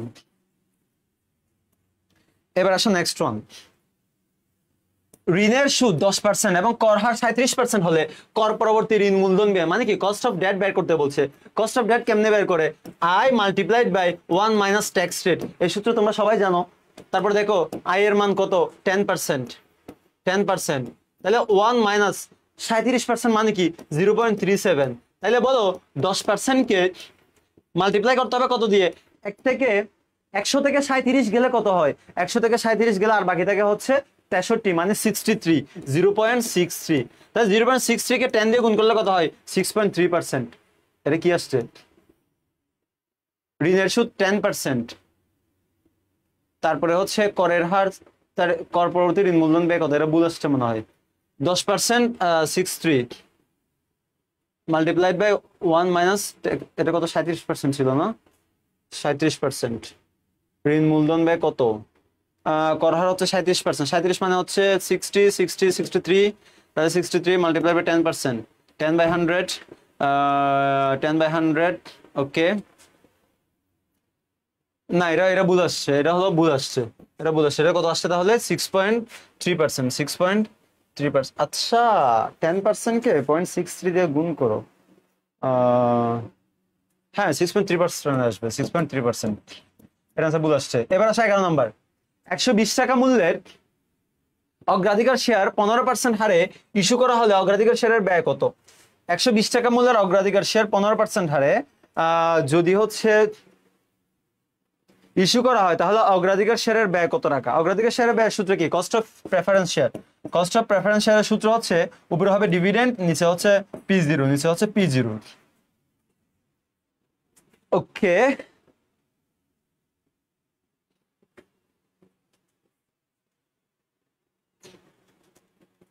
এবার বলো অগ্রাধিকার শেয়ার 15% হারে ইস্যু করছে। সো 15% কত হয়? 120 এর 15% কত? 120 এর 15% হলো 120 মাল্টিপ্লাইড বাই 15/100, তাই না? 120 ইন্টু 15/100। 0 0 কাটা যায়, 0 0 কাটা যায়, 2 দিয়ে কাটলে হচ্ছে 5, 2 দিয়ে কাটলে হচ্ছে এখানে 6, এখানে হচ্ছে 3, নয় 318, 300 কত হয়? 18, 300 হচ্ছে 18। তাহলে উপরে হবে 18, নিচে হবে হচ্ছে 120। তাহলে মাল্টিপ্লাইড বাই কত হয়? মাল্টিপ্লাইড বাই হচ্ছে 100। তাহলে কত হয়? এখানে 0 একটা কাটা যায়, এখানে থাকে হচ্ছে 2 দিয়ে কাটলে 5, এখানে 2 দিয়ে কাটলে হয় 6, এখানে 2 দিয়ে কাটলে হচ্ছে 6। আচ্ছা, ফাইন।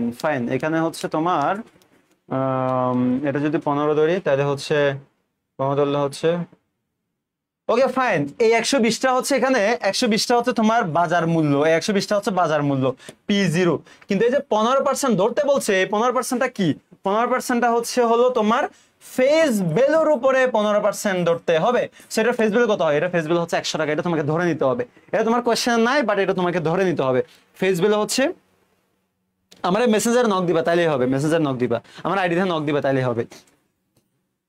সো দেখো এখানে একটু কাহিনী তোমাকে দিছে, ভেরি ইন্টারেস্টিং ওয়েতে একটু কাহিনী তোমাকে দিছে। এখানে দেখো, এখানে বলতেছে আমরা সূত্র জানি উপরে ডিভিডেন্ড, নিচে হচ্ছে প্রাইস। এই প্রাইস দেওয়া আছে 120, কিন্তু 15% হারে হচ্ছে এটা ডিভিডেন্ড। এই 15% হচ্ছে ডিভিডেন্ড। কত এর 15%? 100 এর 15%। ফেস ভ্যালু হচ্ছে 100, বাজার মূল্য 120, মানে এখানে 100টা তোমাকে ধরে নিতে হবে ফেস ভ্যালু। এখানে 10 ধরতে পারবা না, এখানে 1000 তুমি ধরতে পারবা না। সো 15% কত হয়? 100 এর 15% হলো 15 টাকা, মাল্টিপ্লাইড বাই 100, যেহেতু পার্সেন্টেজ করতেছে 100 দিয়ে মাল্টিপ্লাই করতে হবে। কাটাকাটি করে 0 0 কাটা যায়, 2 দিয়ে কাটলে এটা হয় 5, 2 দিয়ে কাটলে এটা হয় 6, এটাকে 3 দিয়ে কাটলে হয় 2, এটাকে 3 দিয়ে কাটলে হয় হচ্ছে 5, তারপরে 5 5 25, নিচে হচ্ছে 2, তাহলে 25 কে 2 দিয়ে ভাগ করো, তাহলে কত হয় জানো? 12.5%, 12.5%। ইয়েস, এটা হচ্ছে 12.5%। অনেকে এটা ভুল করবে, এখানে 120 বসায় দিতে পারে, আমি যেভাবে প্রথমে করার ট্রাই করতেছিলাম, বাট সেটা হবে না, 11 নাম্বার অ্যান্সার হবে হচ্ছে 12.5%। এবার আসো 12% সুদে 4 লক্ষ টাকার ঋণপত্রের ব্যয় কত হবে যদি কর হার 30% হয়? যদি কর হার 30% হয়, তাহলে 12% কত হয়? 12% সূত্র আমরা কি জানি? I multiplied by 1 minus tax rate. এই তো আমরা ফর্মুলা জানি, আই এর মান হচ্ছে 12%। এখন 12 কে তুমি মাল্টিপ্লাই করবা কত দিয়ে? 1 মাইনাস 0.3, 0.3 মানে কত? 0.3 মানে হচ্ছে 7, তার মানে 12% মাল্টিপ্লাইড বাই 0.7 মানে কি? 100 থেকে 30 গেলে কত হয়? 70 হয়, মানে 70% মানে কি? 0.7। সো 7 12 84 মানে 8.4%। এগুলো তোমাকে মুখে মুখে করতে পারতে হবে, নাহলে তোমার অনেক বেশি সময় চলে যাবে। সো অ্যান্সার হবে 8.4%। সো 12 নম্বরে আমাদের ডান। সবাই কি ম্যাথ এটা বুঝছো? ম্যাথ এটা যদি বুঝতে পারো, নেক্সট আমরা ম্যাথে চলে যাই। 13 নম্বরে আমরা সূত্রের মধ্যে চলে যাই।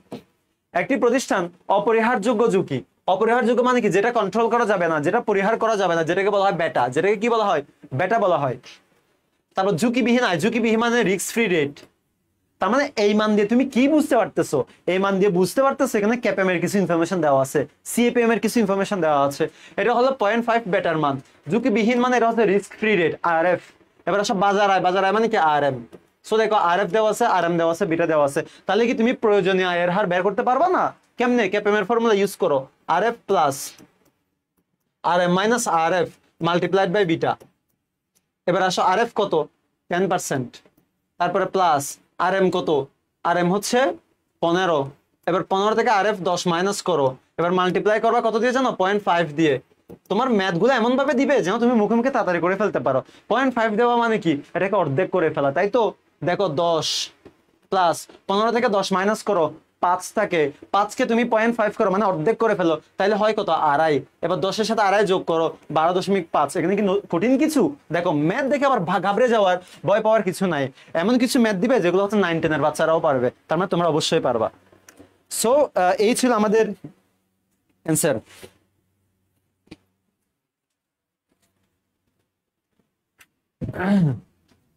ধরো 1 কোটি টাকা লোনের জন্য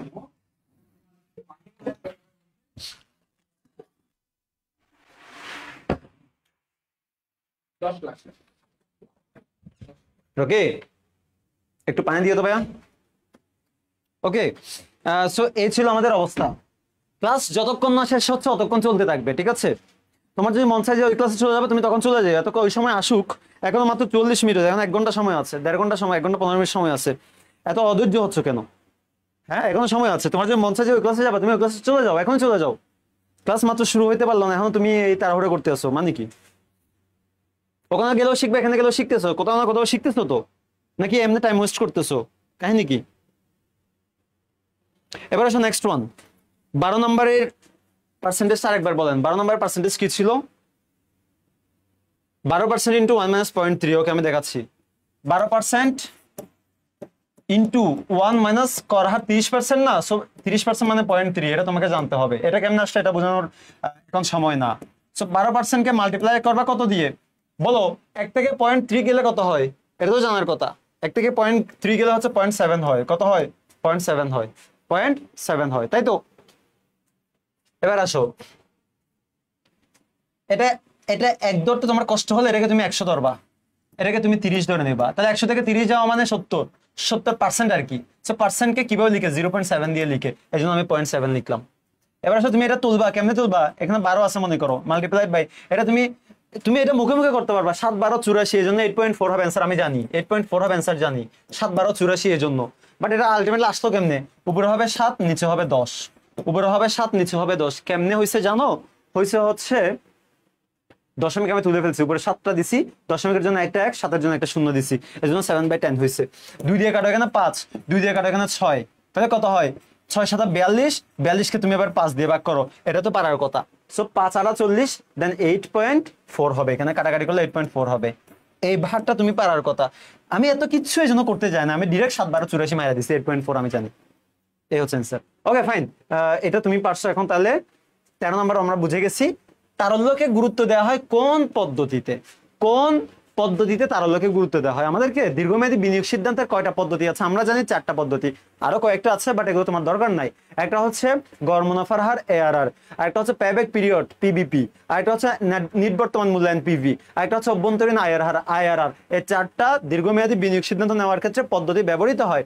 তার মধ্যে এই পেব্যাক পিরিয়ড, এগুলো কোশ্চেন কয় নাম্বার চ্যাপ্টার থেকে? চ্যাপ্টার 8 থেকে আসছে। সো তুমি কোশ্চেন দেখার সাথে সাথে যদি তুমি ক্যাচ করে ফেলতে পারো এটা এই চ্যাপ্টার থেকে কোশ্চেনটা আসছে, তাহলে তোমার অ্যান্সার করাটা স্মুথ হবে। তুমি যদি ধরতেই না পারো এটা কোথাকার কোশ্চেন, তাহলে কিন্তু তুমি ঝামেলায় পড়ে যাবা। সো যারা এতদিন পড়াশোনা করছে, ভালো মতো করছে, ডেফিনেটলি তারা এটা পারবে। আই বিলিভ সবাই পারবে, কারণ সবাই পড়াশোনা করছো তোমরা, আমার বিশ্বাস। সো পেব্যাক সময় তারল্যকে গুরুত্ব দেয়। কেন গুরুত্ব দেয়? কারণ পেব্যাক মানে কি, কত তাড়াতাড়ি এই ইনভেস্টকৃত টাকা, বিনিয়োগকৃত টাকা ফেরত আসবে কত সময়ের মধ্যে, সেটাই হচ্ছে আমার পিবিপি। যত পিবিপি কম হবে তত আমার জন্য এটা বেস্ট হিসেবে, অপরচুনিটি হিসেবে আমি ধরে নেই। চাঁদে দেওয়া যাবে নাকি? লাল চা দেওয়া যাবে? আচ্ছা, ওকে। সো এই জন্য এটাকে আমরা গুরুত্ব দেই, এই জন্য আমাকে এটাকে প্রায়োরিটি দেই।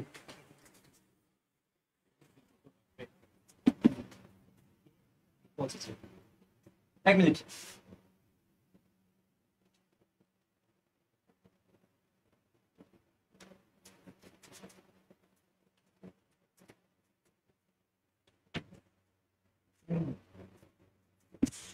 ওকে,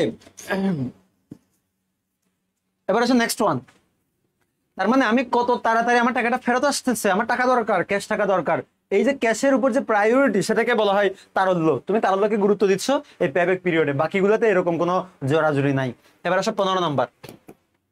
নগদ আন্তঃপ্রবাহের বর্তমান মূল্য ও নগদ বহিঃপ্রবাহের পার্থক্য নির্ণয় করা হয় কোন পদ্ধতিতে? এটা হচ্ছে এনপিভি, নেট প্রেজেন্ট ভ্যালু। কেমনে আমি একটু তোমাকে বলি, সূত্রটা তোমরা সবাই জানো ডেফিনেটলি।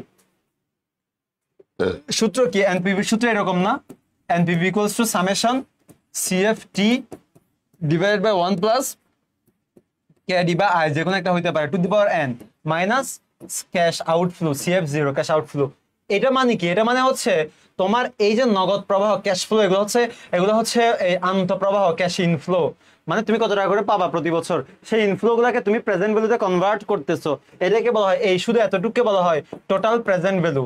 আর এই টোটাল প্রেজেন্ট ভ্যালু থেকে যখন ক্যাশ ফ্লো, ক্যাশ আউটফ্লো বাদ দিয়ে দিবা, তখনই সেটার নাম হয় নেট প্রেজেন্ট ভ্যালু। সো তোমাকে সবসময় এনপিভি বের করতে হবে, নট নেসেসারি তোমাকে টিপিভিও বের করতে বলতে পারে, টোটাল প্রেজেন্ট ভ্যালু বের করতে বলতে পারে।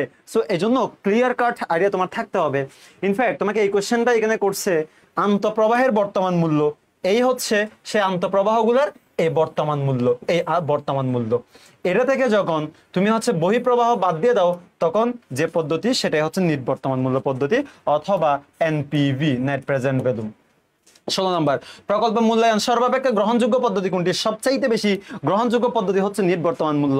এটা নিয়ে তুমি অনার্সেও যখন যাবা, বিবিএতেও যখন যাবা, এটা তোমাকে অনেক বেশি সময় দিতে হবে, এটাতে অনেক বেশি তোমাকে পড়তে হবে। এটা নিয়ে আরো অনেক ইনডেপথ পড়াশোনা আছে, ডিটেলস পড়াশোনা আছে।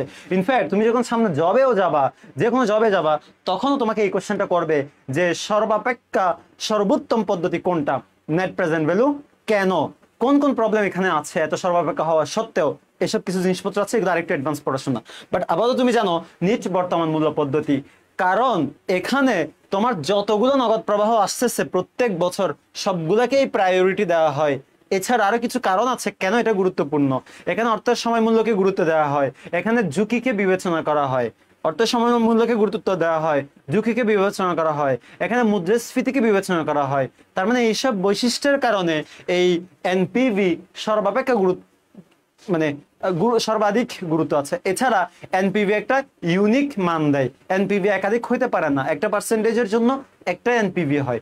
বাট আইআরআর ডিফারেন্ট হইতে পারে, এই জন্য আইআরআর থেকেও এনপিভি সর্বাধিক গুরুত্ব। That's it. 16 নম্বর গেল। 17 নম্বর। 17 নম্বর হচ্ছে পুনঃক্রয় চুক্তি, মানে যেটাকে বলা হয় হচ্ছে এই পুনঃক্রয় চুক্তি, মানে এটা কি জানি বলা হয়, একটা সুন্দর একটা নাম আছে এটার, কি এগ্রিমেন্ট, রিপারচেস এগ্রিমেন্ট, রিপো বলা হয় এটাকে। এই যে ওহো, এটাই অ্যান্সার চাইছে তোমাকে, রিপো রেট, রিপারচেস এগ্রিমেন্ট। পুনঃক্রয় চুক্তির ক্ষেত্রে নির্ধারিত মূল্য এবং বিক্রয় মূল্যের যে পার্থক্য, সেটাকে বলা হয় রিপো রেট। যেমন তোমার কাছে কিছু সিকিউরিটিস আছে, তোমার কাছে কিছু সিকিউরিটিস মাত্র জানো, শেয়ার, বন্ড, ডিবেঞ্চার, হোয়াটএভার, যে কোনো সিকিউরিটিস হতে পারে। তোমার কাছে সেই সিকিউরিটিস গুলো আছে, বাট তোমার কাছে ক্যাশ টাকা নাই, ইনস্ট্যান্ট তোমার ক্যাশ টাকা দরকার। তাহলে তুমি কি করবা, ওই সিকিউরিটিস গুলো তুমি সেল করে দিবা। তোমার টাকা দরকার শুধু আজকে রাতের জন্য বা আজকের দিনের জন্য, মানে অল্প সময়ের জন্য তোমার টাকা দরকার। এই জন্য তুমি কি করবা, ওই সিকিউরিটিস গুলো কাউকে বিক্রি করে দিবা, কাউকে বিক্রি করে দিবা। এই সিকিউরিটিস গুলোর মূল্য হচ্ছে 1 লাখ, মূল্য হচ্ছে 1 লাখ, 1 লাখ। এখন 1 লাখ টাকা দিয়ে তুমি সেই সিকিউরিটিস গুলো কাউকে তুমি বিক্রি করে দিচ্ছ, ধরো ব্যাংকে বিক্রি করছো। কাকে? ব্যাংকে বিক্রি করছো। ব্যাংক তোমাকে 1 লাখ টাকা দিল, কিন্তু ব্যাংকে থেকে আগামীকালকে যখন তুমি সেই সিকিউরিটিস গুলো কিনতে যাবা, ব্যাংকে দিতে হবে কত জানো? 1,20,000 টাকা। এটা ডিফারেন্ট ডিফারেন্ট হইতে পারে, আমি জাস্ট বললাম আর কি 1,20,000, এটা কম বেশি হইতে পারে।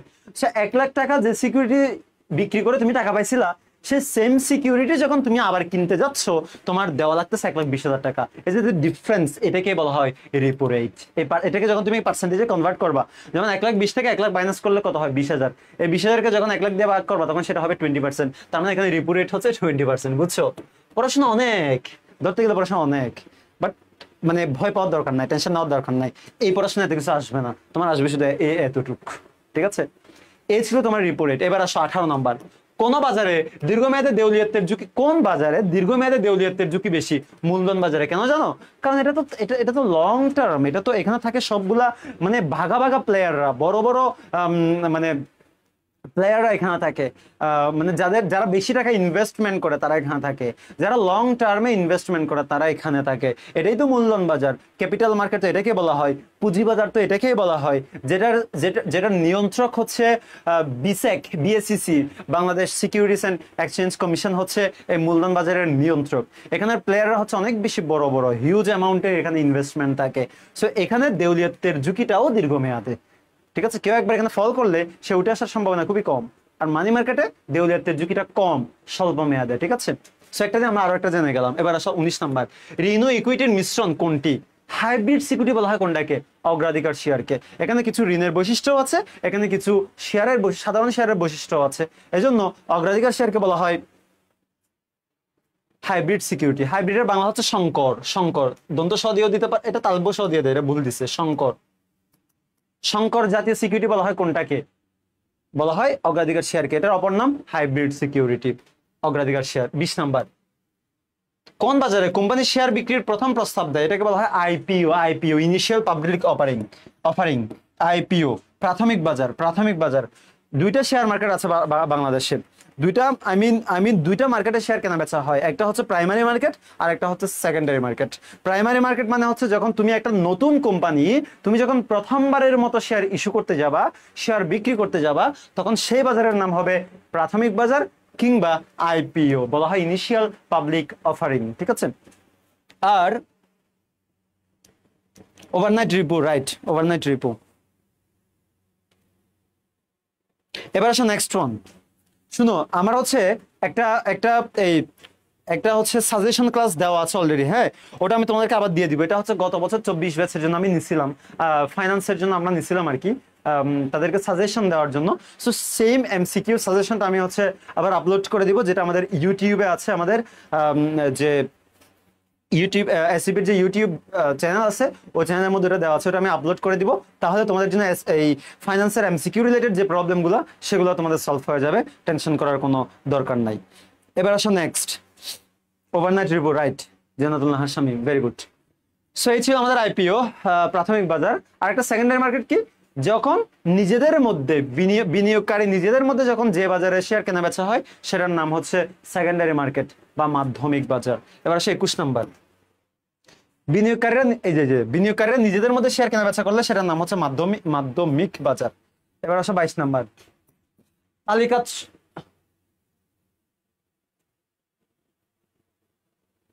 তালিকাচ্যুত মানে যারা হচ্ছে তালিকাভুক্ত না। একটা মার্কেট আছে যেখানে হচ্ছে কাইন্ড অফ চোরাচালান মার্কেট আছে না, চোরাচালান মার্কেট, গুলিস্তান আছে না এরকম, নিউ মার্কেট আছে না, এরকম কিছু চোরাচালান মার্কেট আছে যেখানে হচ্ছে যারা তালিকাভুক্ত কোম্পানি না তারাও শেয়ার কেনা বেচা করে। কোথায় সেটা? ওভার দ্য কাউন্টার মার্কেট, একটা ওটিসি মার্কেট বলা হয়। ওটিসি মার্কেট, ওটিসি মার্কেট মানে হচ্ছে ওভার দ্য কাউন্টার মার্কেট। ওই ওভার দ্য কাউন্টার মার্কেটে হচ্ছে ওইগুলো কেনা বেচা হয়, যেগুলো হচ্ছে তালিকাচ্যুত কোম্পানি শেয়ার ক্রয় বিক্রয় হয়। এবার শেয়ার ক্রয় বিক্রয়ের সবচেয়ে প্রাচীন পদ্ধতি কোনটা? কল ওভার বা ডাক পদ্ধতি, এটা জাস্ট নাম মনে রাখবে, এটার দরকার নাই। কল ওভার বা ডাক পদ্ধতি। শেয়ার ক্যানভাসের অনেকগুলো পদ্ধতি আছে আসলে। এই আসো আসো আসো আসো, কে নিবা, কে কত টাকা নিয়ে বলে, এটা 10 টাকা, ও বলো আমি 12 টাকা দিব, ও বলো ভাই আমি 15 টাকা দিব, ও বলো আমি 17 টাকা দিব, মানে এভাবে আর কি ডাক হয়। ডাক মানে কি জানো, ওই যে এই এটা একটা সুন্দর নাম আছে, মাছের এরকম ডাক পড়ে না একটা বাজার, এই যখন আরে এটা একটা সুন্দর নাম আছে। ধর একটা বাজার এরকম কিনবে, গরুর মার্কেট আছে, গরুর বাজার আছে না, এই যে লিজ নেয় আর কি কাইন্ড অফ, যখন এই কোরবানির সময় গরুর বাজার হয়, ওই গরুর বাজারটা হচ্ছে কেউ ডাক নেয় বলে না, এটা একটা সুন্দর নাম আছে, নামটা আমি ভুলে গেছি। সো কাইন্ড অফ এরকম আর কি। একটা শেয়ার 10 টাকা বললো, কেউ বলতেছে আমি 11 টাকা দিব, কেউ বলতেছে 12 টাকা দিব, আর কেউ বলতেছে 14 টাকা দিব। আচ্ছা ঠিক আছে, 14 টাকার উপর আর কেউ উঠে নাই, তার মানে এটার দাম হয়ে গেল 14 টাকা। এইটাই ব্রোকার ও জবারদের সাহায্যে লেনদেন করা হয় কোন পদ্ধতি? এটা দরকার না, এটা নট ইম্পর্টেন্ট, এটা অত ইম্পর্টেন্ট না। জবার আছে কতগুলো জবার, ব্রোকার এবং জবার বলা হয়, এটাকে বলা হয় জবিং পদ্ধতি। ডাচ বাংলা ব্যাংক তাদের জরুরি আর্থিক প্রয়োজনে 5 লক্ষ টাকার কিছু ট্রেজারি বিল 4,50,000 টাকায় বিক্রয় করে। হ্যাঁ, 10 দিন পর আবার 5 লক্ষ টাকা দিয়ে ক্রয়ের শর্তে এটা বিক্রি করে। আমি একটু আগেই তোমাকে বলতেছিলাম যে তুমি একবার সেল করছো, সেটা যখন আবার কিনে নিবা, এই শর্তে তুমি সেল করতেছো, এমনি এমনি না। তোমার কাছে 100টা সিকিউরিটিজ আছে, এই সিকিউরিটিজ তোমার এখন টাকা দরকার থেকে তুমি বিক্রি করলা, যার কাছে বিক্রি করছো ওকে বললো ভাই আমি 2 দিন পর আবার তোমার থেকে কিনে নিবো, তুমি আমাকে প্লিজ নাও, এগুলো নাও, আমার টাকা দাও। এই হচ্ছে পুনঃক্রয় চুক্তি, রিপারচেস এগ্রিমেন্ট বলা হয়, রিপু বলা হয়। সো এই সেই পুনঃক্রয় চুক্তি, বাংলা নাম হচ্ছে পুনঃক্রয় চুক্তি, মানে তুমি আবার কিনে নিবা, এই শর্ত দিয়ে তুমি এটা সেল করতেছো। ফাইন, এই ছিল 25 নাম্বার। এবার আসো 26 নাম্বার। চিরস্থায়ী বৃত্তি মানে কি? বৃত্তি কয় প্রকার? বৃত্তি হচ্ছে তোমার সাধারণ বৃত্তি, অসাধারণ বৃত্তি মানে অগ্রিম বৃত্তি, যেটা সাধারণ বৃত্তি, অগ্রিম বৃত্তি, একটা হচ্ছে চিরস্থায়ী বৃত্তি। চিরস্থায়ী বৃত্তি মানে কি? চিরস্থায়ী বৃত্তি মানে হচ্ছে তোমাকে আনলিমিটেড টাইমের জন্য, অনির্দিষ্ট টাইমের জন্য টাকা প্রাপ্য হবে কিংবা প্রদেয় হবে, যেটা কোনো ফিক্সড কোনো ম্যাচিউরিটি থাকবে না, কোনো এর মান এখানে থাকবে না, এটাকে বলা হয় চিরস্থায়ী বৃত্তি। সো যে বৃত্তির ক্ষেত্রে নির্দিষ্ট কোনো মেয়াদ বা বছরের সংখ্যা নির্দিষ্ট থাকে না, তাকে বলা হয় চিরস্থায়ী বৃত্তি। এখানে এম এর মানও থাকে না, এখানে এন এর মানও থাকে না, এগুলা নট অ্যাপ্লিকেবল। বাট এখানে আই এর মান থাকে, অথবা কস্ট অফ ক্যারি এই মানটা দেওয়া থাকে। এবার আসো নামিক সুদের হার কি? নামিক সুদের হার কি? নর্মালি তুমি ধরো ব্যাংকের কাছ থেকে লোন নিবা 1 লাখ টাকা, তোমাকে বললো যে আমাকে 10% হারে ইন্টারেস্ট দিতে হবে। এই যে 10% হারে তোমাকে যে ইন্টারেস্ট দিতে হচ্ছে, এটার নামই হলো নমিনাল ইন্টারেস্ট রেট বা নামিক সুদের হার। ইংলিশটা তোমার একটু মনে রাখতে হবে as a finance student. Nominal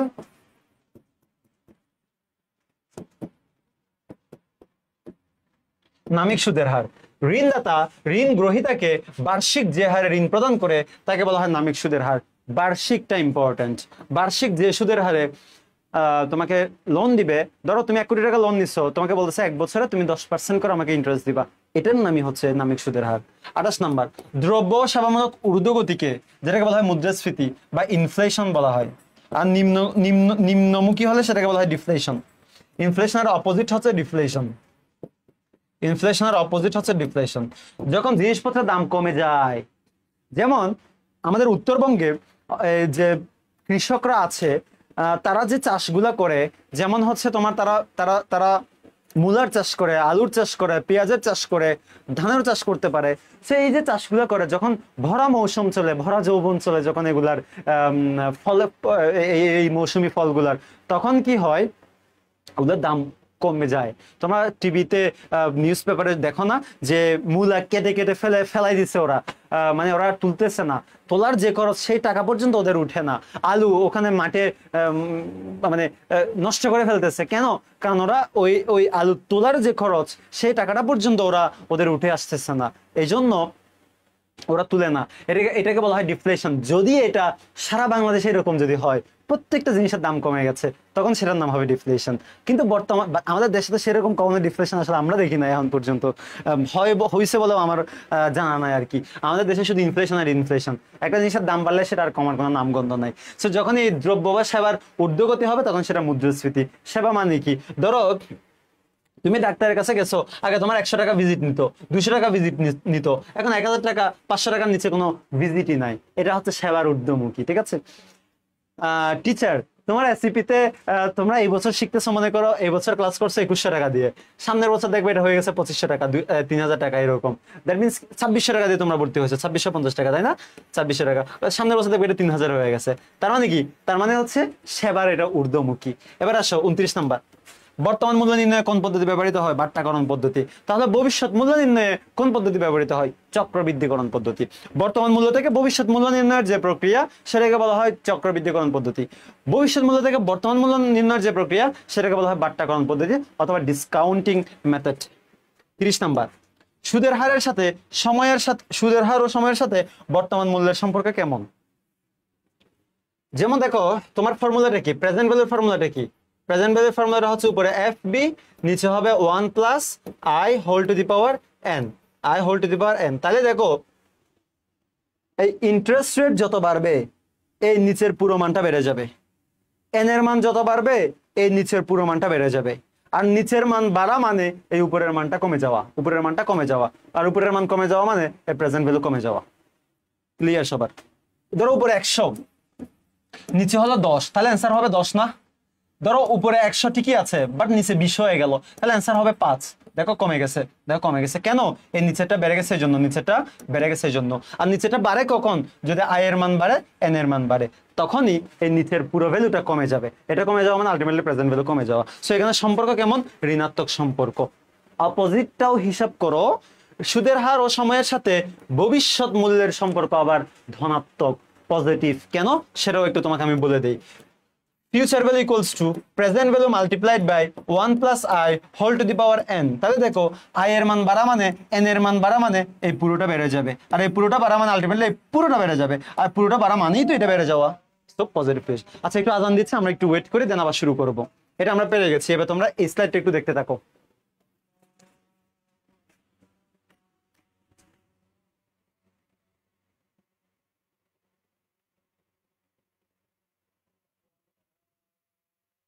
হ্যাঁ, ট্রু ট্রু।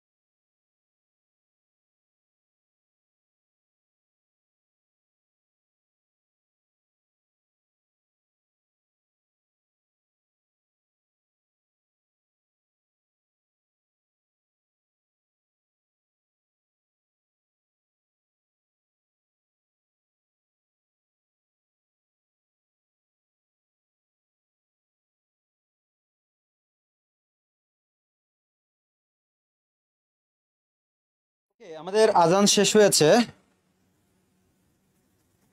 হ্যাঁ, ফুলকপির দাম এই বছর হয় না মনে হয় কোনো, এটা গত গত বছর, এর প্রত্যেক বছরে হয়, শুধু এবছর না। শেষের দিকে গিয়ে প্রত্যেকটা এরকম শীতকালীন সবজির দাম দেখবে উত্তরবঙ্গের দিকে, রংপুর, দিনাজপুর, পঞ্চগড়, এই এলাকাগুলোতে দেখবে একদম, মানে এটা প্রত্যেক বছরের কাহিনী, শুধু এই বছর বলে কথা না, প্রত্যেক বছর এমন এই কাহিনী হয়। ওরা পরে আর তুলেই না সবজি, এই ক্ষেত থেকে আর তুলেই না, ওখানে এরা মানে কেটে কেটে কেটে কেটে ওখানে মিশাই দেয়, মানে মাটির সাথে মিশাই দেয়, আর তুলে না, বিক্রিও করে না এগুলা। ঠিক আছে, ওকে ফাইন। নিলাম ডাকা, রাইট, নিলাম, নিলাম, এটা একটা ইংলিশ নাম আছে মনে হয়, নিলাম, রাইট, নিলামের কথাই বলতেছিলাম। ফাইন। এবার 31 নাম্বার। সময়ের সাথে এবং সুদের সাথে এই যে ভবিষ্যৎ মূল্যের সম্পর্ক ধনাত্মক, এটা আমি বুঝাই দিচ্ছি। একটি নির্দিষ্ট সময়ের জন্য সমপরিমাণ নগদ প্রবাহের ধারাকে কি বলা হয়? অ্যানুইটি বলা হয়। অ্যানুইটি কি? অ্যানুইটির বাংলা কি? বৃত্তি। বৃত্তি মানে আবার স্কলারশিপ সেই বৃত্তি না। সেটার সাথে কিছুটা মিল আছে, কারণ তোমাকে বৃত্তি দেয় কখন জানো, একটা একটা নির্দিষ্ট সময় পর পর, প্রতি বছর পর পর, প্রতি 6 মাস পর পর, প্রতি 3 মাস পর পর তোমাকে বৃত্তি দেয়, স্কলারশিপ দেয় না? ঠিক সেম, ওটা দিয়েও তুমি মনে রাখতে পারো বৃত্তি। বৃত্তির ইংলিশটা অ্যানুইটি। অ্যানুইটি তিন প্রকার আলটিমেটলি। একটা হচ্ছে সাধারণ বৃত্তি, একটা হচ্ছে অসাধারণ মানে অগ্রিম, আর একটা হচ্ছে চিরস্থায়ী। তিনটা বৃত্তি আছে। চিরস্থায়ী বৃত্তি। সাধারণ বৃত্তি মানে কি? একটা নির্দিষ্ট পরিমাণ অর্থ একটা নির্দিষ্ট সময় পর পর একটা নির্দিষ্ট সময়ের শেষে প্রাপ্ত বা প্রদত্ত হলে, প্রাপ্য বা প্রদেয় হলে, একটা নির্দিষ্ট পরিমাণ অর্থ একটা নির্দিষ্ট সময় পর পর একটা নির্দিষ্ট সময়ের শেষে প্রাপ্য বা প্রদেয় হলে তাকে বলা হয় সাধারণ, আর শুরুতে প্রাপ্য বা প্রদেয় হলে সেটাকে বলা হয় অগ্রিম, আর অনির্দিষ্ট সময়ের জন্য প্রাপ্য বা প্রদেয় হলে সেটাকে বলা হয় চিরস্থায়ী। ঋণ পরিশোধের ক্ষেত্রে কিস্তির পরিমাণ নির্ধারণে কোনটি নির্ণয় করতে হয়? ঋণ পরিশোধের ক্ষেত্রে কিস্তির পরিমাণ নির্ধারণের ক্ষেত্রে কোনটি নির্ণয় করতে হয়? ঋণ পরিশোধের ক্ষেত্রে কিস্তির পরিমাণ নির্ধারণে কোনটি নির্ণয় করতে হয়? অ্যানুইটির বর্তমান মূল্য। অ্যানুইটির বর্তমান মূল্য। যখন তোমরা ঋণ পরিশোধ সূচি করো, ঋণ পরিশোধ সূচি করো তখন তোমাদের কোন ফর্মুলা ইউজ করতে হয়? প্রেজেন্ট ভ্যালু অ্যানুইটি, এই ফর্মুলা ইউজ করতে হয় না? প্রেজেন্ট ভ্যালুটি মানে কি? প্রেজেন্ট ভ্যালু অফ অ্যানুইটি মানে অ্যানুইটির বর্তমান মূল্য। ওখান থেকে তো a into 1 minus 1 by 1 plus i whole to the power n divided by i, যদি সাধারণটা হয় এই সূত্র, আর যদি অসাধারণটা হয় তাহলে এখানে plus 1 plus i, sorry multiplied by 1 plus i হয়, তাই না? মাল্টিপ্লাইড বাই 1 প্লাস i এই সূত্র হয়। তার মানে এটা ultimately present value of annuity বের করতে হয় যখন তুমি ঋণ পরিশোধ সূচি করতে যাবা তখন। এই জন্য বলা হচ্ছে অ্যানুইটির বর্তমান মূল্য। চিরস্থায়ী বৃত্তির ক্ষেত্রে কোনটি নির্দিষ্ট থাকে না? m অথবা n, কোনোটাই নির্দিষ্ট থাকে না। এখানে মেয়াদও থাকে না, এখানে হচ্ছে এই তোমার m এর মানও থাকে না।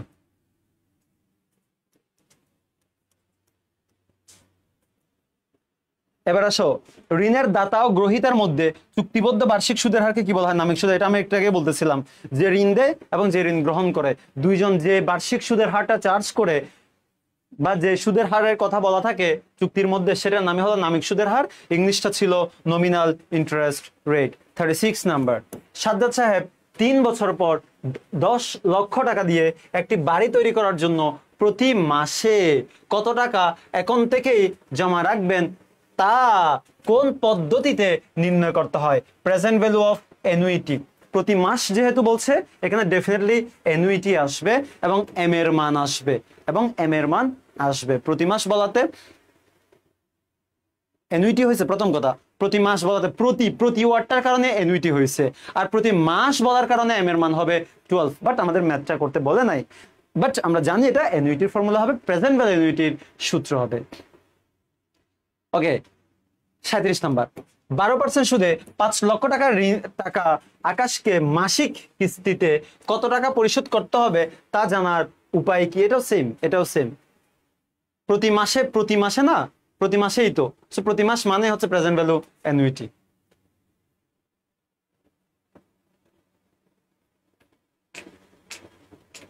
কত টাকা পরিশোধ করতে হবে? আমরা যে টাকা পেমেন্ট করবে সেটার মূল্য কত? 5 লক্ষ টাকার লোন নিছে, সেটা ওর পেমেন্ট করতে হবে কত টাকা? ঠিক আছে, so present value annuity use করতে হবে। ঋণের কথা বলা থাকা মানে হচ্ছে প্রেজেন্ট ভ্যালু অ্যানুইটি হয়। জনাব জাহিদ বার্ষিক 10% সুদে 500 টাকা ব্যাংকে জমা রাখলেন। 500 টাকা ব্যাংকে জমা রাখছে 10% সুদে। প্রথম বছর শেষে সরল সুদ এবং চক্রবৃদ্ধি সুদের পার্থক্য কত? প্রথম বছর শেষে সরল সুদ, এবং এটা ম্যাথও তোমার করতে হবে না, কেন জানো? যাদের কনসেপ্ট ক্লিয়ার তারা এটা ডিরেক্ট করতে পারবে। ধরো 500-কে আগে বলো আমাকে, তার আগে বলো সরল সুদ আর চক্রবৃদ্ধি সুদ কি? সরল সুদ মানে আসলের উপর যে সুদ শুধু, আর চক্রবৃদ্ধি সুদ মানে কি? শুধু আসলের উপরে যে সুদ।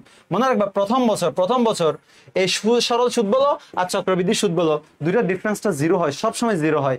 আমি যদি তোমাকে প্রমাণ করে বলি, যেমন 500 ইন্টু 10% ইন্টু প্রথম বছর যেটা 1 দিয়ে গুণ, তাহলে কত হয়? 50 টাকা হয়।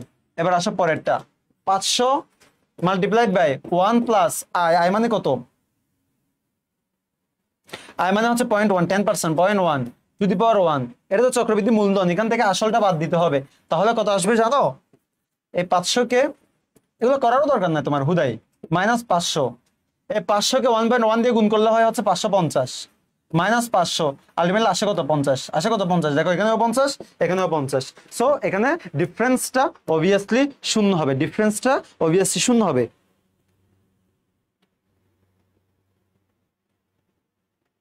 না, সিনাকে শরবত দিবে না, শরবত খাইতে পারতেছি না, আমার কষ্ট কষ্ট, শরবতের কষ্ট।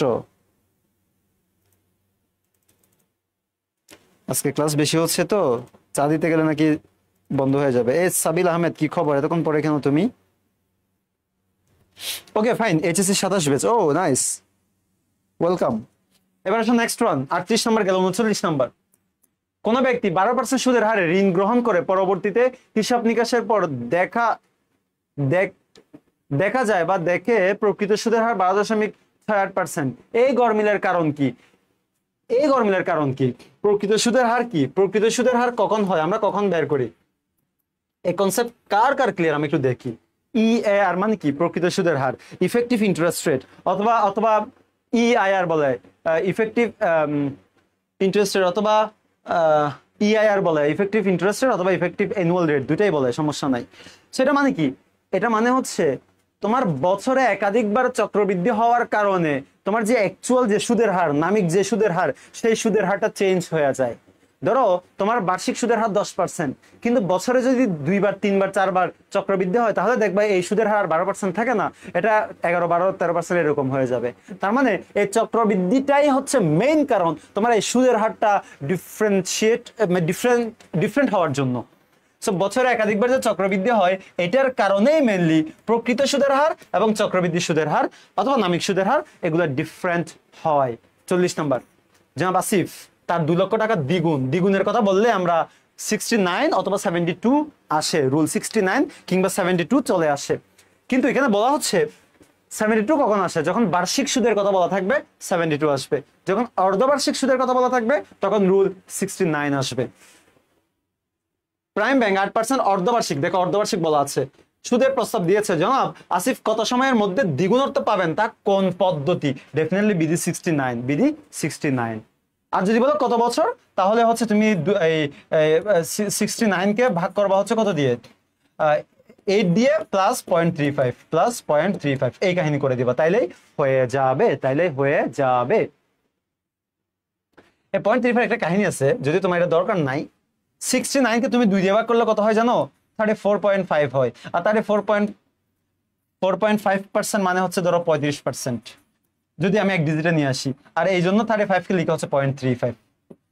একটা এক্সট্রা কথা বলে ফেললাম তোমাকে, যাও। বাট্টাকৃত নগদ পদ্ধতি কোনটি? বাট্টাকৃত নগদ পদ্ধতি, আচ্ছা বাট্টাকৃত নগদ পদ্ধতি হচ্ছে দুইটা আছে, আন্তঃআয়ের হারও আছে, এনপিভিও আছে। বাট এখানে একটা দিছে, তুমি যে কোনো একটা দিলে অ্যান্সার হয়ে যাবে। দুইটা আমাদের যে একাডেমিক কোর্স আছে, আমাদের যে এসিপি পাওয়ার প্লে, এই যে এখানে পিন কমেন্টে দেওয়া আছে, পিন কমেন্ট যেটা না সেখানে ক্লিক করলে তুমি পেয়ে যাবা, অথবা আমাদের পেজে নক দিলেও তুমি পেয়ে যাবা, অথবা পেজের প্রত্যেকটা পোস্টে হচ্ছে কমেন্টটা দেওয়া থাকে, অথবা আমাদের যে বন্দি পার্সেল এডুকেশন আছে ওখানে গেলেই দেখবা 26 এইচএসসি পাওয়ার প্লে 2026 যেটা, ওখানে তুমি ভর্তি হইতে পারবা। এবার আসো নেক্সট, বাট্টাকৃত নগদ পদ্ধতি। হ্যাঁ, এটা বললাম বাট্টাকৃত, আমাদের যে এনপিভি, আইআরআর, পিবিপি, এআরআর, যে 4টা পদ্ধতি আছে না, এআরআর, পিবিপি, তারপর হচ্ছে এনপিভি, আইআরআর।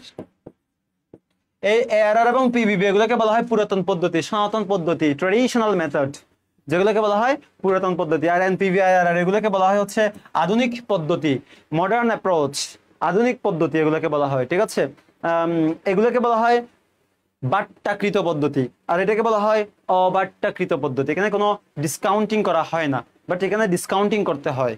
ঠিক আছে, এই জন্য এগুলোকে বলা হয় বাট্টাকৃত পদ্ধতি। ইয়েস, এখানে এনপিভিও হবে, আইআরও হবে, যে কোনো একটা অ্যান্সার দিলেই হয়ে যাবে।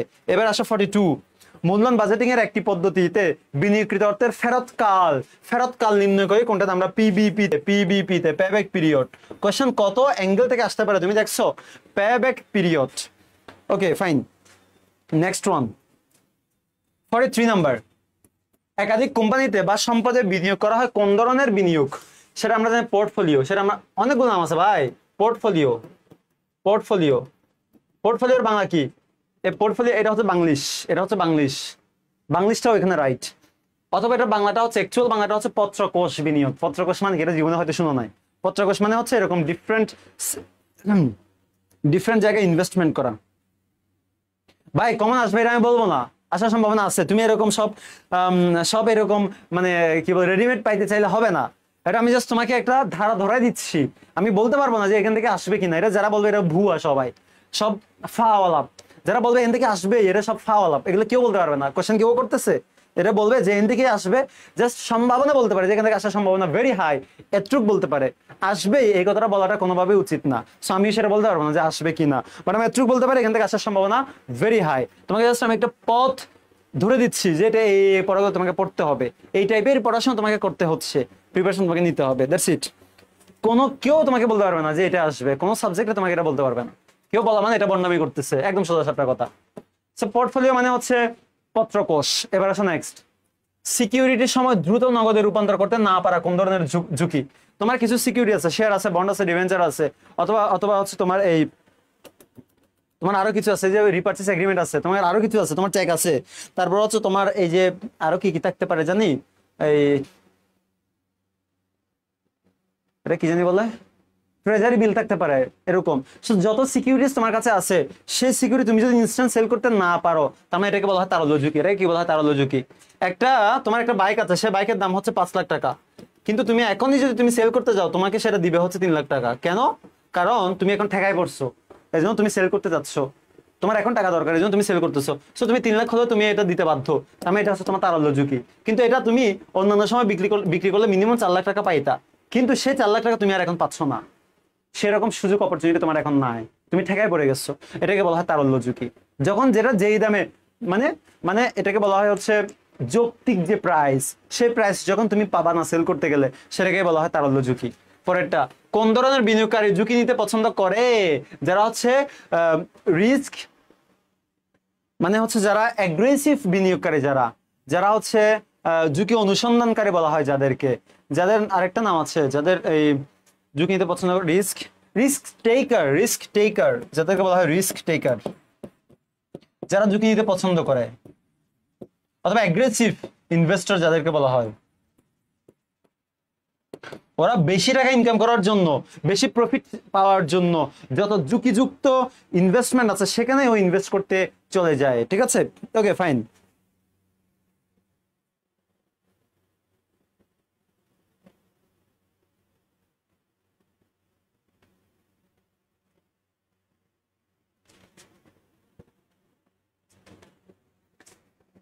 এবার আসো নেক্সট 46 হচ্ছে ঝুঁকি পরিমাপের পরিসংখ্যানিক পদ্ধতি হচ্ছে আদর্শ বিচ্যুতি। এটা হচ্ছে অ্যান্সার ডিরেক্ট। পরিসংখ্যানিক স্ট্যাটিস্টিক্স যারা পড়তেছো, যাদের ছিল, তারা সবাই জানো যে ওখানে একটা আদর্শ বিচ্যুতি বের করা লাগতো, স্ট্যান্ডার্ড ডেভিয়েশন বের করা লাগতো, পরিমিত ব্যবধান বের করা লাগতো। এগুলো সবগুলো হচ্ছে এটার সিনোনিম, এটা হচ্ছে সিনোনিম। আদর্শ বিচ্যুতিকে বলা হয় একটা পরিসংখ্যানিক পদ্ধতি। পরিমিত ব্যবধান, এই যে দেখছো স্ট্যান্ডার্ড ডেভিয়েশনের বাংলা হচ্ছে পরিমিত ব্যবধান, এটাকে এসডি দিয়ে প্রকাশ করে। ঠিক আছে, এসডি মানে স্ট্যান্ডার্ড ডেভিয়েশন, পরিমিত ব্যবধান হচ্ছে বাংলা। এবং গাণিতিক গড় মানে এভারেজ, যেটা আদর্শ বিচ্যুতি নির্দেশ করে কোনটি? বিভেদাঙ্ক। মানে কি? বিভেদাঙ্কের ফর্মুলা কি জানো? সিবির ফর্মুলা কি?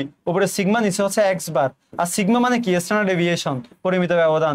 আর এক্স বার মানে কি? এক্সপেক্টেড ভ্যালু অফ আর, মানে প্রত্যাশিত আয়ের হার, অথবা গাণিতিক গড় বলা হয়, গাণিতিক গড়। সেই দুইটার মধ্যে যে রেশিও, যে অনুপাত, সেটাই হচ্ছে বিভেদাঙ্ক। সো 47 ডান।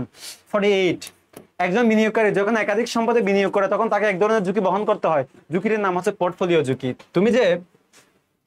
তুমি যে আমরা সবাই বলি পোর্টফোলিওর উদ্দেশ্য কি? পোর্টফোলিওর উদ্দেশ্য হচ্ছে ঝুঁকি কমানো। এই তোমরা কি শুরু করছো এগুলো?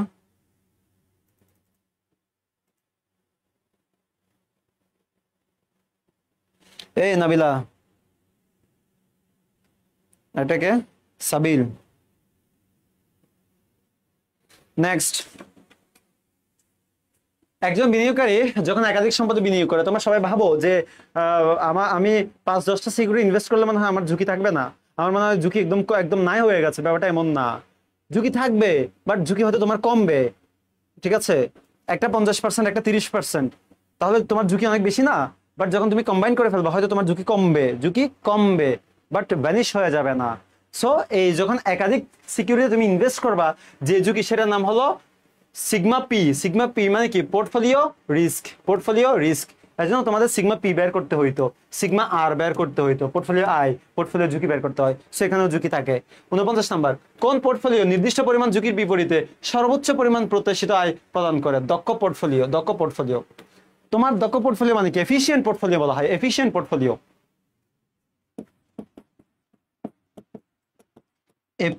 ইংলিশটা হচ্ছে এফিশিয়েন্ট পোর্টফোলিও। অনেক সময় তুমি যদি বাংলা না বুঝো ইংলিশটা দেখবা, কনভার্টেড ইংলিশটা দেখবা, অথবা ইংলিশ না বুঝে তুমি বাংলাটা দেখবা। গত বছর একটা কোশ্চেন হয়েছিল, ইংলিশে করছে বাংলায় করছে একটা, হ্যাঁ বাংলায় করছে একটা কোশ্চেন আর ইংরেজিতে করছে সেম কোশ্চেনের, যখন ইংরেজি করছে তখন সেটা পুরো অপোজিট। যেমন কোশ্চেনে যে কোনটি নয়, তো নয় মানে অবশ্য নট থাকবে, সো নট এখানে আছে ইংলিশে, কিন্তু এখানে নয় এই ওয়ার্ডটা লিখেই নাই, কিন্তু ইংলিশে ঠিকই লিখছে। আর অপশন যেগুলো ছিল, অপশন দিছে আবার নয়ের অনুযায়ী অপশনগুলো দিছিল। কথা কি বুঝছো? নয়ের জন্য অপশন একটা, তাহলে এটা রাইট অ্যান্সার হবে। আর কোনটা হ্যাঁ হলে এই বাকি তিনটা, সো তিনটা তার অ্যান্সার হইতে পারে, অ্যান্সার হবে যেকোনো একটা। সো এটা হচ্ছে নট চাইছে তোমার কোয়েশ্চেনে, কিন্তু বাংলায় সেটা মিসিং হয়ে গেছিল। সো এই জন্য প্রপার যদি কোনোভাবে না বুঝো তুমি বাংলাটা, তাহলে ইংলিশটা একটু চোখ বুলে আসবা, তাইলেই তুমি মনে করো কোয়েশ্চেনটা একদম ভালো মতো বুঝতে পারবা। অনেক সময় বাংলা ভালো মতো বুঝি না, কিন্তু ইংলিশে ভালো মতো বুঝি।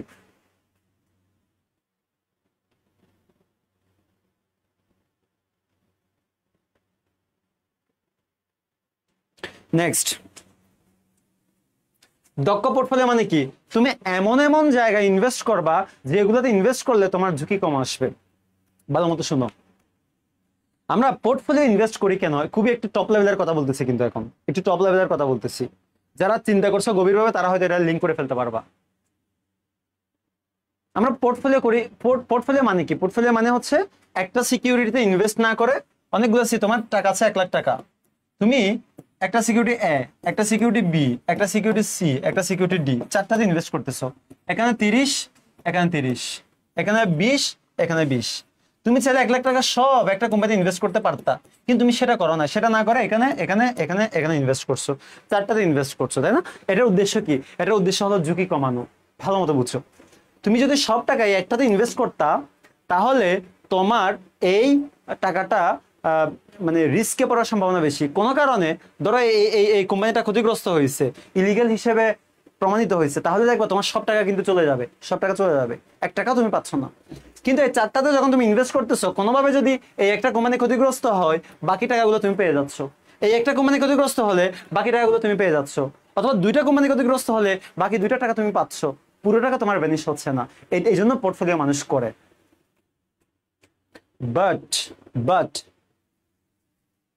তোমার তোমার হাতে যে 1 লাখ টাকা, সেই টাকা যে তুমি 4টা কোম্পানিতে ইনভেস্ট করছো, সেই 4টা কোম্পানি যদি দেখতে একই রকম হয়, দেখতে মানে কি? দেখতে সুন্দর, কিউট, ফর্সা, এরকম না, এরকম না। ওই কোম্পানিটা ধরো ফার্মাসিউটিক্যালস, কি কোম্পানি? এটাও ফার্মাসিউটিক্যালস, এটাও ফার্মাসিউটিক্যালস, এটাও ফার্মাসিউটিক্যালস, এটাও ফার্মাসিউটিক্যালস। তবে তুমি 4টা কোম্পানিতে ইনভেস্ট করছো, সবগুলোই ফার্মাসিউটিক্যালস কোম্পানি। তোমার পোর্টফোলিও হয়েছে ঠিকই, কিন্তু এটা দক্ষ পোর্টফোলিও না। কারণ ধরো দেশে কোনো একটা রুলস জারি করা হয়েছে, যেটার কারণে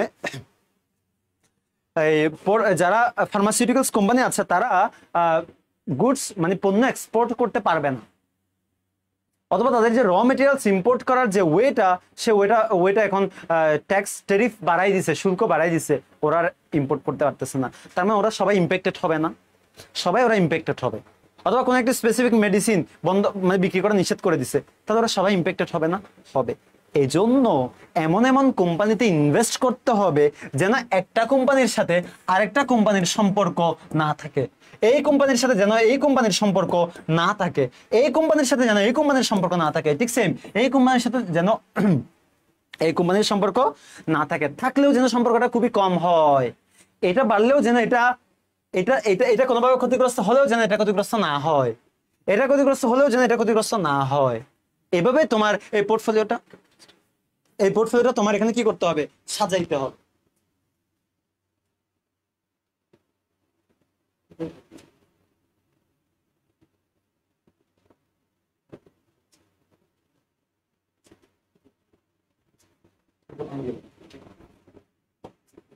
ওকে ফাইন। সো এই ছিল আমাদের এই ছিল আমাদের পোর্টফোলিও। দেখছো, শুধু তোমরা পোর্টফোলিও জানতা, বৈচিত্র্যায়ন, এটা বাংলাটা হচ্ছে আবার বৈচিত্র্যায়ন, শুধু বৈচিত্র্যায়ন জানতা, যে একটা গার্লফ্রেন্ড না বানিয়ে 10টা গার্লফ্রেন্ড বানানো, একটা বয়ফ্রেন্ড না বানিয়ে 10টা বয়ফ্রেন্ড বানানো, তোমরা শুধু এতটুকুতেই সীমাবদ্ধ ছিল। বাট বয়ফ্রেন্ড সবগুলো যদি আবার একই টাইপের হয়, সবগুলো যদি আবার কালো হয়, আবার সবগুলো যদি ফর্সা হয়, এটা হবে না। একটা বানাইতে হবে কালো, একটা বানাইতে হবে ফর্সা, একটা বানাইতে হবে শ্যামলা, একটা হইতে হবে উজ্জ্বল, এরকম ভেরিয়েশন রাখতে হবে। এই হচ্ছে দক্ষ পোর্টফোলিও। তাইলেই তোমাকে বলতে হবে দক্ষ হোয়াটএভার ইট ইজ। এবার আসো নেক্সট। সো এই 49 আমরা পারলাম। 50 নাম্বার, ঋণ গ্রহণের মাধ্যমে ব্যবসায় প্রতিষ্ঠানের এক ধরনের ঝুঁকির উদ্ভব হয়, সেটাকে বলা হয় আর্থিক ঝুঁকি। আর্থিক ঝুঁকি কাকে বলে? ঋণের টাকা এবং ঋণের সুদের টাকা পেমেন্ট করার যে অক্ষমতা, সেটাকেই বলা হয় আর্থিক ঝুঁকি। কারো কাছ থেকে লোন নিছো, তুমি টাকা পেমেন্ট করতে পারতেছো না, ওরা সুদের টাকা তুমি দিতে পারতেছো না, এটাকে বলা হয় আর্থিক ঝুঁকি।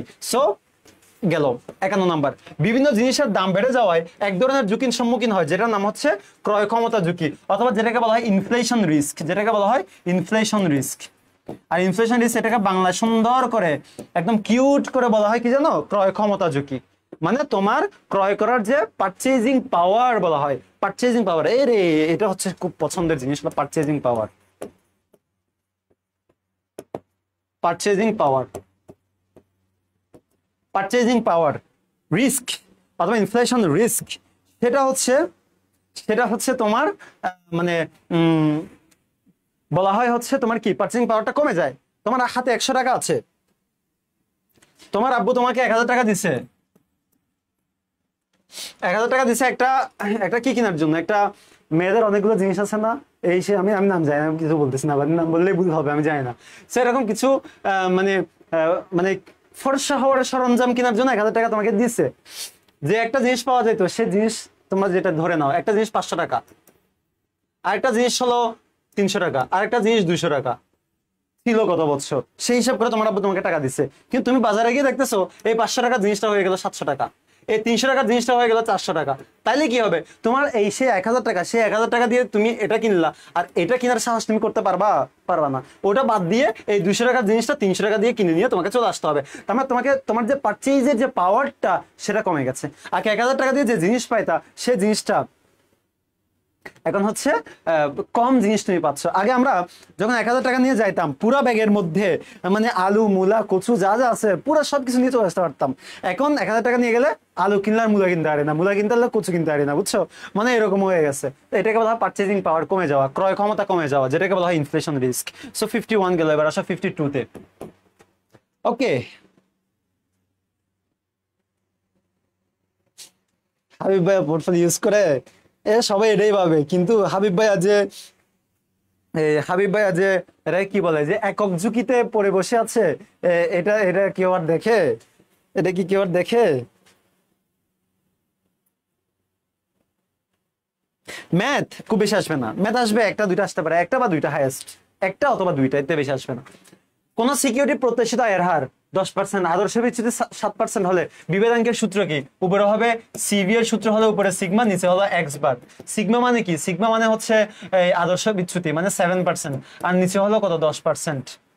তাহলে অ্যান্সার কত হবে? 7/10 মানে কত? এটাকে 100 দিয়ে তুমি মাল্টিপ্লাই করো না ভাই, 10 10 100 হয়, 7 10 70 হয়। সো অ্যান্সার এটা অবশ্যই 100 দিয়ে মাল্টিপ্লাই করতে হবে। বিভেদাঙ্ক মানে 100 দিয়ে মাল্টিপ্লাই করতে হবে। এটা আমি মন করা, আমার মন চাইলো, আমার খুশি মনে আমি দিয়ে দিলাম, ব্যাপারটা এমন না। সিবির সূত্র বের করতে গেলে 100 দিয়ে মাল্টিপ্লাই করতে হবে। এটার অনেক কারণ আছে, কাহিনী আছে, সেই কাহিনী তোমার দরকার নাই, বাট মনে রাখবে 100 দিয়ে মাল্টিপ্লাই করতে হবে। সো অ্যান্সার হবে 70%। 53 আসো। অনেকে আবার বলবে ভাই এখানে তো পার্সেন্টেজ ছিল, এখানে তো পার্সেন্টেজ ছিল, তাহলে আমার পার্সেন্টেজ দেওয়া দরকার কি? এই পার্সেন্টেজ চলে গেল, আর নাই হয়ে গেছে। 53 150 টাকা শেয়ার ক্রয় করে 180 টাকা যদি তুমি বিক্রি করো, তাহলে মূলধনী আয় কত? তাহলে মূলধনী আয় কত পার্সেন্ট, আয়ের হার কত? Very interesting. তোমাকে বলছে এখানে 150 টাকা শেয়ার ক্রয় করে 180 টাকায় বিক্রয় করছো, তোমাকে যদি বলে মূলধনের লাভ কত, শুধু মূলধনে আয় কত, তখন তুমি বলতা 30 টাকা, তখন তুমি কত বলতা? 30 টাকা। কিন্তু তোমাকে বলছে মূলধনে আয়ের হার কত, পার্সেন্টেজ কত, তাহলে পার্সেন্টেজ কত হবে বলো তো একটু? এই আমার কলম কই? পার্সেন্টেজ হবে, দেখো 180 থেকে 150 বাদ দিবা, ডিভাইড করবে 150 দিয়ে, তাহলে কত হয়? 30 ডিভাইড বাই 150। আর হার যেহেতু বলছে 100 দিয়ে মাল্টিপ্লাই করতে হবে। 0 0 5 দিয়ে কাটলে 2, 5 দিয়ে কাটলে 3, 3 10 30, 10 দোকানে 20, কাটাকাটি দেখছো কি সুন্দর? 20%। সো এই হচ্ছে 20%। 54 100 টাকায় ক্রয়কৃত শেয়ার 125 টাকায় বিক্রয় করলে মূলধন আয়ের হার কত? সেম। 125 থেকে 100 গেলে হলো 25, 25 এখন ভাগ করবা 100 টাকা দিয়ে, মাল্টিপ্লাই করবা 100 দিয়ে, সো 100 কাটাকাটি থাকে 25%। এই হচ্ছে অ্যান্সার। WUC কোম্পানি তরল মান, ও শিট, এক তরল দায়ের পরিমাণ এত সমান। এটা যদি অ্যাকাউন্টিং এর মান, বাট অ্যাকাউন্টিং বলবো না কেন, কারণ তোমাদের চ্যাপ্টার 4 পরে এই কাহিনীগুলো আছে, অনুপাত আছে, তাই না? সো এই জন্য এটা অ্যাকাউন্টিং এর না, এটা এখানে আসতে পারে। একক ঝুঁকি, কষ্ট কষ্ট কষ্ট অনেক।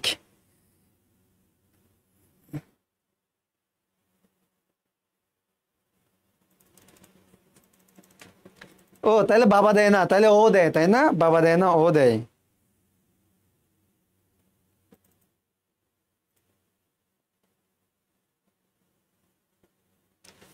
নেক্সট ওয়ান হচ্ছে কি? তরল মান 1:1। তরল মান মানে কি? উপরে তরল সম্পদ তস আর নিচে হচ্ছে তদা, তরল দায়, তাই না? তরল সম্পদ নিচে হচ্ছে তরল দায়। সো তরল তরল তরল মান তরল সরি 1:1 না, মানে তরল সম্পদও এক, তরল দায়ও এক। সো তরল দায় যদি 60,000 টাকা হয়, তাহলে তরল সম্পদও 60,000 টাকাই হবে ভাই, সেম, কারণ এক অনুপাত এক, এটা যা এটাও তা। সো এটা 60 মানে ওটাও 60, দ্যাটস ইট। 56 দত্তাংশ, দত্তাংশ না দত্তাংশ 20 এবং সমচ্ছেদ বিক্রয় 500 একক হলে স্থির ব্যয় কত? স্থির ব্যয় কত? তোমরা কি এই সূত্র জানো?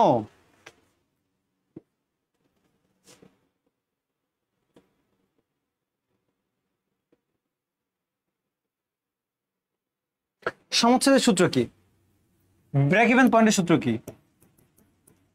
ব্রেক ইভেন পয়েন্টের সূত্র হচ্ছে উপরে স্থায়ী ব্যয়, ফিক্সড কস্ট, আর নিচে হচ্ছে কন্ট্রিবিউশন মার্জিন মানে দত্তাংশ।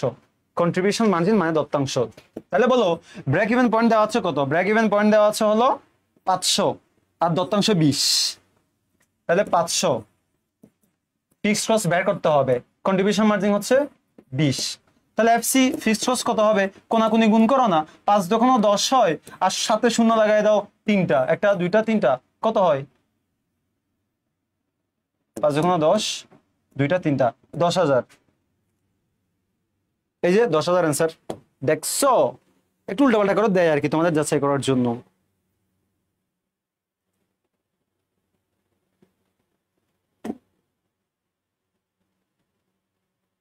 এবার আসো নেক্সট ওয়ান।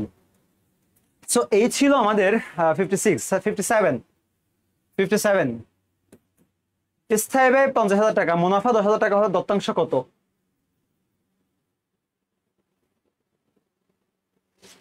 তোমরা কি জানো? তোমরা কি এই কাহিনীটা জানতা? এই কাহিনী কি তোমরা জানতা? বিক্রয় থেকে পরিবর্তনশীল ব্যয় বাদ দিলে দত্তাংশ হয়, এর দত্তাংশ থেকে স্থায়ী ব্যয় বাদ দিলে মুনাফা হয়। এটা কি তোমরা জানো? না জানলে এখন জেনে নাও। তো আমার এখানে এগুলো দরকার নাই, ধরো দত্তাংশ দেওয়া আছে কত জানো? বের করতে হবে। আমার এখানে মুনাফা দেওয়া আছে 10,000, মুনাফা 10,000 দেওয়া আছে, তারপর আমার স্থায়ী ব্যয় দেওয়া আছে 50,000।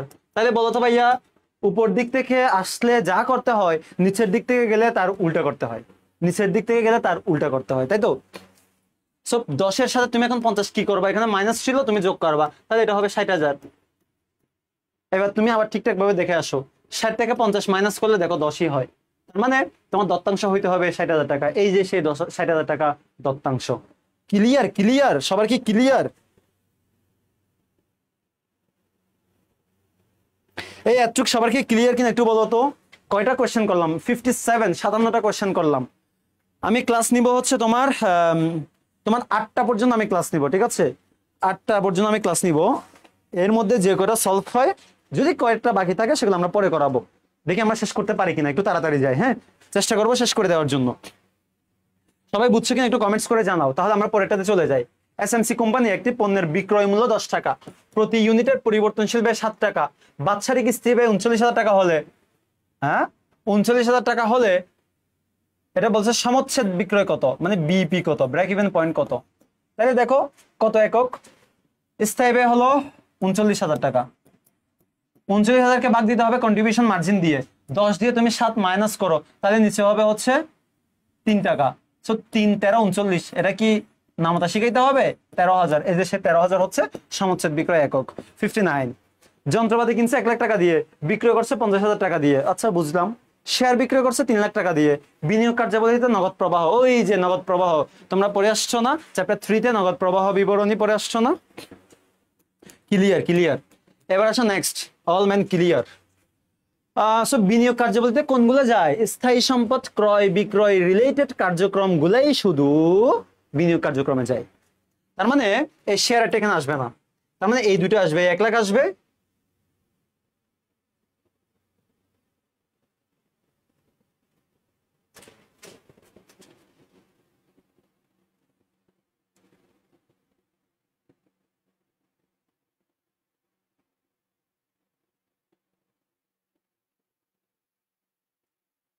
না, এটা ভুল দিছে ওরা।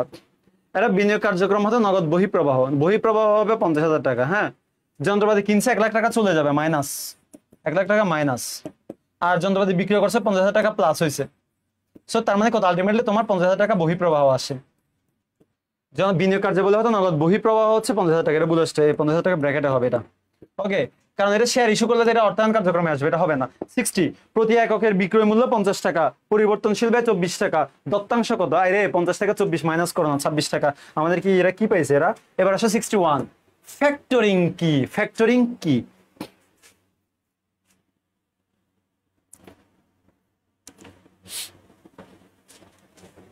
এই বুদ্ধি আছে কিনা এটা এনে আসো, এনে এসে ম্যাথ করো, তারপরে দেখবো যে বুদ্ধি আছে কিনা।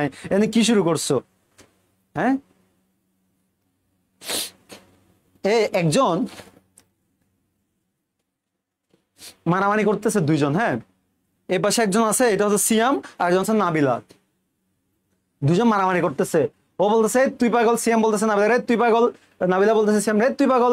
ওরা ঝগড়াঝাড়ি শুরু করে দিচ্ছে, তুই পাগল তুই পাগল তুই পাগল করতেছে, ঝগড়াঝাড়ি শুরু করে দিচ্ছে। পাশের থেকে আরেক পাগল শুনছে, আরেক পাগল এসে বলতেছে এই ইসরাত, না এটাকে ইসরাত জাহান এনি, এনি এসে বলতেছে যে এই এই কি হচ্ছে তোরা চিল্লাচিল্লি করতেছিস কেন? কয় বলতেছে যে ও, নাবিলা বলতেছে আমি পাগল, আবার ও বলতেছে ও পাগল। কয় ভাই ঠিক আছে দাঁড়া আমি দেখতেছি কে পাগল, আমি দেখতেছি। পরে এই এনি সিয়ামকে বলতেছে এই সিয়াম যাও তো, যা তো আমার ঘরে, আমার ঘরে আমি আসি নাকি একটু দেখে আইতো। ও দৌড় দিছে, হয় ঠিক আছে আমি দেখে আসতেছি। ও দৌড় দিচ্ছে দেখে আসার জন্য। পরে নাবিলা বলতেছে ভাই দেখেন কে পাগল দেখছেন, আপনারা তো একটা কল দিলেই হয়তো, তাহলে বুঝতে পারতো যে আপনি ঘরে আসেন নাকি না, ঘরে যাওয়ার কি দরকার ছিল? তাইলে বুঝতে পারতো যে কোটা বাবরে বাবে কে পাগল, আমি তো যাই না। কয় এনি বলতে স্যার আমি তো পাগল, ও চলে গেছে বুঝছো। তোমাদের এই কাহিনী হয়েছে, মারামারি তোমরা করে মনে হচ্ছে যে মানে পাগল মনে আমি মনে হইতেছে। এবার আসো নেক্সট, ফ্যাক্টরিং কি? প্রাপ্য বিলের মেয়াদ পূর্তির পূর্বে কম মূল্যে বিক্রি করা হয়। তোমার কাছে তোমার একজন যে পাওনাদার আছে, ও তোমাকে একটা দেনাদার আছে, ও তোমাকে একটা 10,000 টাকা দামের একটা প্রাপ্য বিল দিল, দাম হলো 10,000 টাকা। এটা তোমাকে 3 মাস পরে টাকা দিবে, বাট তোমার এখনই টাকা দরকার, এখন তোমার টাকা দরকার। তাহলে তুমি কি করবো? তুমি মিস্টার মিস্টার হৃদয় ব্যাংকে গেছো। তুমি কোথায় গেছো? হৃদয়ের ব্যাংকে গেছো, হৃদয় ব্যাংক। এখন হৃদয় ব্যাংকে গিয়ে বলছো বদ্দা তুমি আমার এই এই এই বিনিময় বিলটা, এই এই বিলটা নাও, নিয়ে তুমি আমাকে ভাই বদ্দা তুমি আমাকে 9,500 টাকা দাও, এখন 9,500 টাকা দাও। ঠিক আছে, ও খুশি হয়ে গেছে, ঠিক আছে নাও নাও নাও নাও। এটাকে বলা হয় ফ্যাক্টরিং। তোমার এখন টাকা দরকার, বাট তোমার কাছে বিল, তোমার টাকা নাই, টাকা পাবা 3 মাস পরে। এই জন্য তুমি যখন ব্যাংকের কাছে গিয়ে যখন কম মূল্যে সেটা ব্যাঙ্গে নাও, মানে ভেঙ্গে নাও, সেটাকে বলা হয় ফ্যাক্টরিং, সেটাকে বলা হয় ফ্যাক্টরিং। স্বতঃস্ফূর্ত অর্থায়ন, স্বল্প মেয়াদী অর্থায়নের কোন ধরনের উৎস? এটা একটা অপ্রাতিষ্ঠানিক উৎস। কিছু প্রাতিষ্ঠানিক, এটা চ্যাপ্টার 5 থেকে আসছে।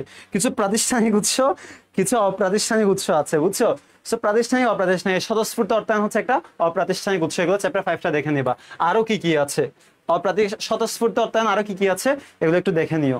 অথবা অপ্রাতিষ্ঠানিক উৎস আরো কি কি আছে এগুলো একটু দেখে নিও। প্রাতিষ্ঠানিক কি আছে এগুলো একটু দেখে নিও, এদের একটা কোশ্চেন আসার সম্ভাবনা অনেক বেশি।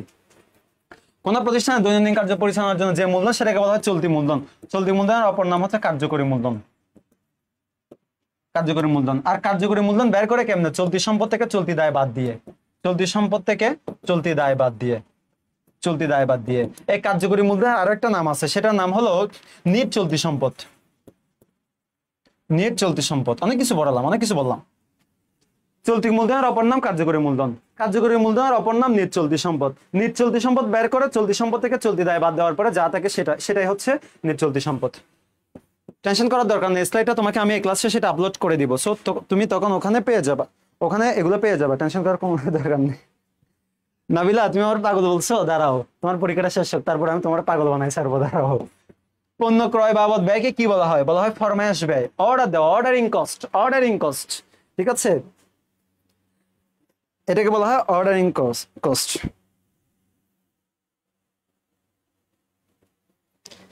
এটাই বলা হয় অর্ডারিং কস্ট। 65 নাম্বার, যে পরিমাণ ফরমায়েশ পণ্যের বহন ও ফরমায়েশ ব্যয় সর্বনিম্ন হয় তাকে বলা হয় মিতব্যয়ী। ইউকিউ নাম শুনছো না? ইউকিউ শোনার কথা, economic order quantity, economic order quantity. এটা মানে কি? এটা মানে হচ্ছে যে পরিমাণ পণ্য অর্ডার দিলে তোমার এই দুইটা ব্যয় সর্বনিম্ন হবে, সবচেয়ে কম হবে। একটা হচ্ছে ফরমায়েশ ব্যয় অর্ডারিং কস্ট, আর একটা হচ্ছে তোমার বহন ব্যয়, মানে এটাকে কি ব্যয় জানি বলে, আর একটা অর্ডারিং কস্ট, আর একটা হচ্ছে carrying cost, CO CC carrying cost. So একটা ওসি একটা সিসি অর্ডারিং কস্ট। এটা নিয়ে একটা গল্প আছে, বাট আমি এখন বলার সময় নাই, তো এই জন্য আমি বলতেছি না, আমার ক্লাস শেষ করতে হবে, এই জন্য আমি এখন বলতেছি না, ঠিক আছে? সময় থাকলে আমি বলতাম ওসি আর সিসি নিয়ে। এবার আসো নেক্সট ওয়ান, 66। মজুদের কোন স্তরে পুনরায় পণ্য ফরমায়েশ দিতে হয়? পুনঃফরমায়েশ স্তর। তুমি যখন চ্যাপ্টার 5 করবা, চ্যাপ্টার 4, মানে কতটুক পণ্য চলে আসতে তোমার আবার নতুন করে অর্ডার দিতে হয়, সেটাকে বলা হয় পুনঃফরমায়েশ স্তর। তোমার হাতে এখন 1 লাখ একক পণ্য মজুদ আছে। এখন এই কি বলছো না, এটা এখন বললে তো তুমি এখনই পাগল হয়ে যাবা। আমি চাই না তুমি তোমার পরীক্ষার আগে তাড়াতাড়ি পাগল হয়ে যাও, পরীক্ষাটা শেষ করো, তারপরে আমি পাগল বানাবো তোমার। দাঁড়াও, এবার আসে 1 লাখ টাকা। হ্যাঁ, তোমার 1 লাখ একক পণ্য আছে, তুমি তোমার স্তরটা কি জানো? তুমি 30,000 লেভেলে চলে আসলে তোমার নতুন করে অর্ডার দিতে হবে, না হয় তুমি রিস্কে পড়ে যাবা। যখনই তোমার লেভেলটা এই লেভেলে, আরে কেমনে যে বুঝায়, আরে এই হচ্ছে তোমার স্তর। তোমার যখন এই স্তরে পণ্য চলে আসবে তখন তোমার আবার অর্ডার দিয়ে এটা ফিল আপ করতে হবে। যখন এখানে আবার কমে বিক্রি করতে করতে করতে করতে যখন এখানে চলে আসবে, তোমাকে আবার অর্ডার দিয়ে এটা এতটুকু ফিল আপ করে বলতে হবে। সো এই যে স্তরটাকে বলা হয় পুনঃফরমায়েশ স্তর।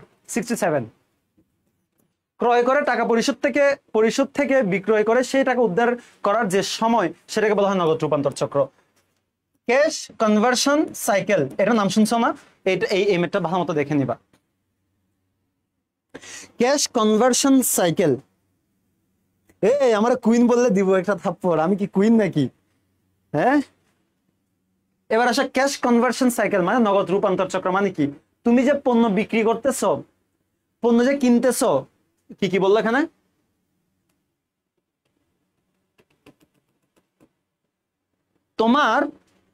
তুমি যে পণ্য সেল করতেছো, সেই পণ্যগুলো সেল করার আগে তোমাকে এগুলো র মেটেরিয়ালস কিনতে হবে, তো এগুলো উৎপাদন করতে হবে। তো সো এই পণ্যগুলো যখন উৎপাদন করতে যাবা, এগুলো যখন র মেটেরিয়ালস কাঁচামাল কিনবা, ওকে টাকা পেমেন্ট করতে হবে। সেটা মনে করো তুমি ধারে কিনছো, তোমার পাওনাদার থেকে ধারে কাঁচামাল কিনছো। এখন তুমি সেই টাকা পেমেন্ট করবা কেমনে জানো?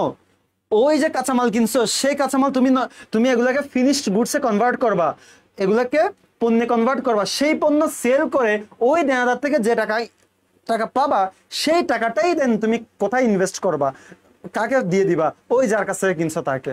সো এই টোটাল যে সময় লাগতেছে, এটাকে বলা হয় নগদ রূপান্তর চক্র।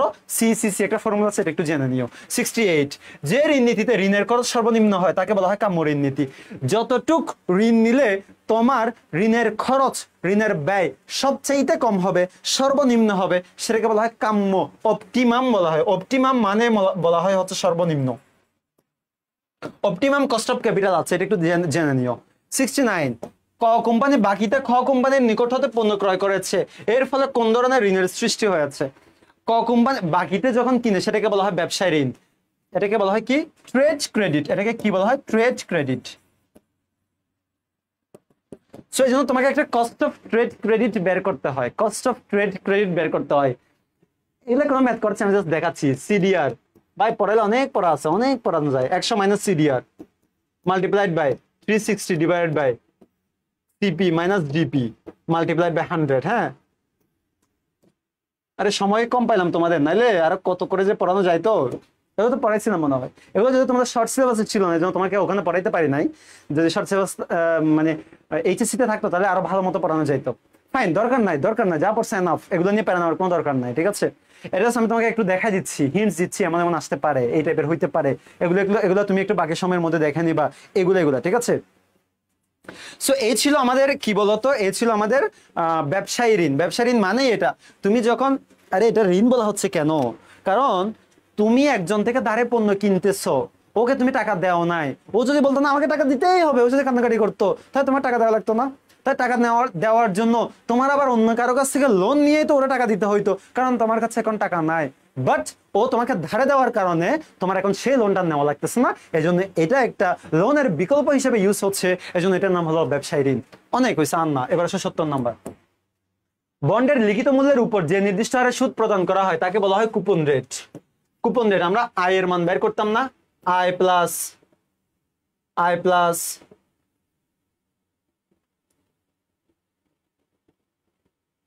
একটা সূত্র ছিল না, MB minus NSB divide by N divide by MB plus NSB divide by 2। এই যে আয়ের মানটা কেমনে বের করতাম, ফেস ভ্যালুর উপরে এই কুপন রেট দিয়ে মাল্টিপ্লাই করলেই তো এই আমরা সুদের পরিমাণটা পেয়ে যাইতাম। সো এই সেই কুপন রেট, যে নির্দিষ্ট হার, এই হারটা হচ্ছে কুপন রেট বা কুপন হার। ওকে, সময় মতো ঋণ পরিশোধ করার উদ্দেশ্যে কোনো তহবিল সৃষ্টি করা হয়ে থাকে তাকে বলা হয় নিমজ্জিত তহবিল। নিমজ্জিত তহবিল মানে কি, মানে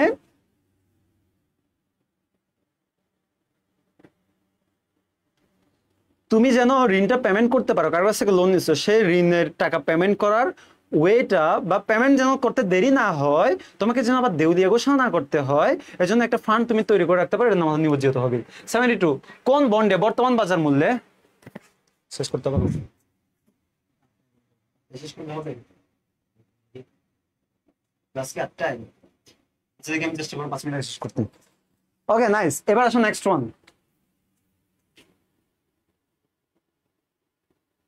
যে কোন বন্ডে বর্তমান বাজার মূল্যে ক্রয় করে, বাজার মূল্যে না মূল্যে, নির্দিষ্ট সময় পর্যন্ত ধরে রাখলে যে আয় পাওয়া যায় তা সে আয়কে বলা হয় ইল্ড। ওয়াইটিসি বের করছো না তোমরা, ওয়াইটিসি ইল টু কল, ওয়াইটিএম বের করছো না, ইল টু ম্যাচুরিটি, তারপর সিওয়াই বের করছো না, কারেন্ট ইল্ড। মানে কি, ওয়াইটিএম মানে তুমি একটা বন্ড 5 বছর ধরে রাখছো, এই 5 বছর ধরে তুমি যে আয় পাবা সেটা নাম ওয়াইটিএম।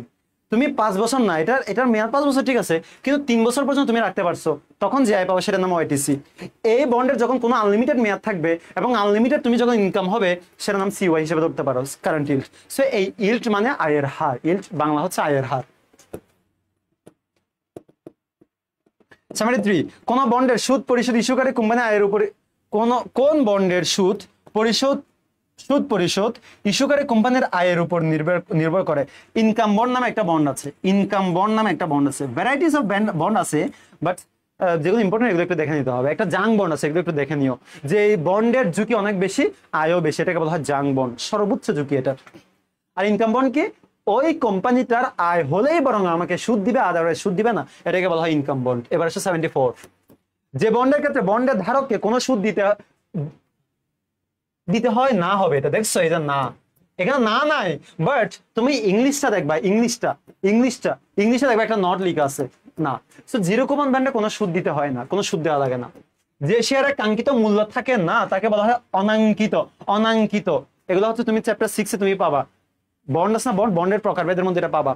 অনাঙ্কিত মানে কি, এটা কোনো লিখিত মূল্য থাকে না, এটা কোনো ফেস ভ্যালু থাকে না, যখন যত টাকা দরকার অত টাকা নেওয়া হয়, অত টাকা কালেকশন করা হয়। আমরা সবাই জানি প্রত্যেকটা শেয়ারের একটা ফেস ভ্যালু থাকে, একটা লিখিত মূল্য থাকে, 10 টাকা 15 টাকা 20 টাকা, বর্তমানে সেটা 10 টাকা করে, সবগুলো শেয়ারের মূল্য 10 টাকা করে। যখন ওই বন্ডের গায়ে ওই শেয়ারের গায়ে কোনো প্রাইস লেখা থাকবে না, সেটাকে বলা হয় অনাকাঙ্ক্ষিত বলেও না, আবার অনাঙ্কিত, কোনো কিছু লেখা হয় নাই। 76, কোন বন্ডের লিখিত মূল্য 1000 টাকা এবং তলব মূল্য 1015 টাকা হলে কল প্রিমিয়াম কত? কল প্রিমিয়াম হচ্ছে যত বেশি টাকা দিয়ে তলব করা হয়েছে, এই তলবটা আগে ছিল এখন নাই, তলব করা মানে কল করা। আচ্ছা না ঠিক আছে, আছে নাই বললে বা তোমরা পড়বা না, আছে, তলব মানে কল প্রাইস, ওয়াইটিসি নাম শুনছো না তোমরা, ওয়াইটিসি। সো কল করে নিয়ে আসে যখন বাজার থেকে, সেটাকে বলা হয় তোমার কৃত মূল্য। সো 15 টাকা বেশি দামে কল করতে পারছে মানে এই 15 টাকাই হচ্ছে তোমার জন্য প্রিমিয়াম। আর যদি এটা 1000 না, এটা মনে করো 985 টাকায় কল করছে, তার মানে 15 টাকা ডিসকাউন্ট, 15 টাকা বাট্টা, 15 টাকা অবহার। 77, জাহিদ কোম্পানির বাজারে 1,000 টাকার লিখিত মূল্যের বন্ড 700 টাকা ইস্যু করছে, যাতে কোনো প্রকার সুদ প্রদান করা হবে না। এটা কোন ধরনের বন্ড? Zero coupon bond. যখন ফেস ভ্যালু থেকে কম দামে সেল করবে এবং কোনো সুদ দেওয়া হবে না, সেটার নাম জিরো কুপন বন্ড। তাহলে যে বন্ডটা কিনবে তার লাভটা কি? তার লাভটা হচ্ছে ও যে 300 টাকা কম দিয়ে এই বন্ডটা বিক্রি করতে কিনতে পারছে, এটাই ওর লাভ। কারণ ও যখন সেল করতে যাবে তখন 1,000 টাকা দিয়ে সেল করতে পারবে। মাঝখানে মাঝখানে এই দাঁড়াও আর একটু, আর 5 মিনিট, আর 5 মিনিট। এই এই এই এই যে মাঝখানের যে কি বলে যে ডিফারেন্সটা, এটাই হচ্ছে কুপন বন্ড। আচ্ছা, আমরা আরেকটু শেষ করব 30 পর্যন্ত। সরি, তোমরা কি শুরু করছো এগুলা? দুষ্ট পোলাপাইন রে।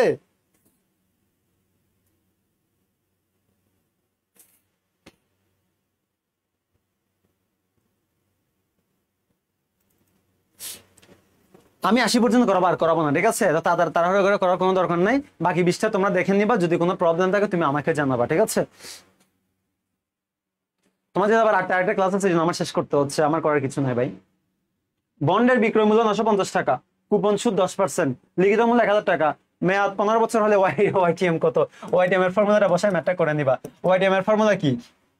I plus MB minus NSB divided by N, আর divided by whole divided by MB plus NSB divided by 2। এই হচ্ছে ফর্মুলা, মাল্টিপ্লাই বাই 100। এই করে নিবা। মূলধন ব্যয় মেটানোর জন্য প্রতিষ্ঠানকে বিনিয়োগের উপর সর্বনিম্ন যে হার আয় করতে হয়, সেটার নাম হচ্ছে সর্বনিম্ন প্রয়োজনীয় আয়ের হার, অথবা অথবা হ্যাঁ, সর্বনিম্ন প্রয়োজনীয় আয়ের হার।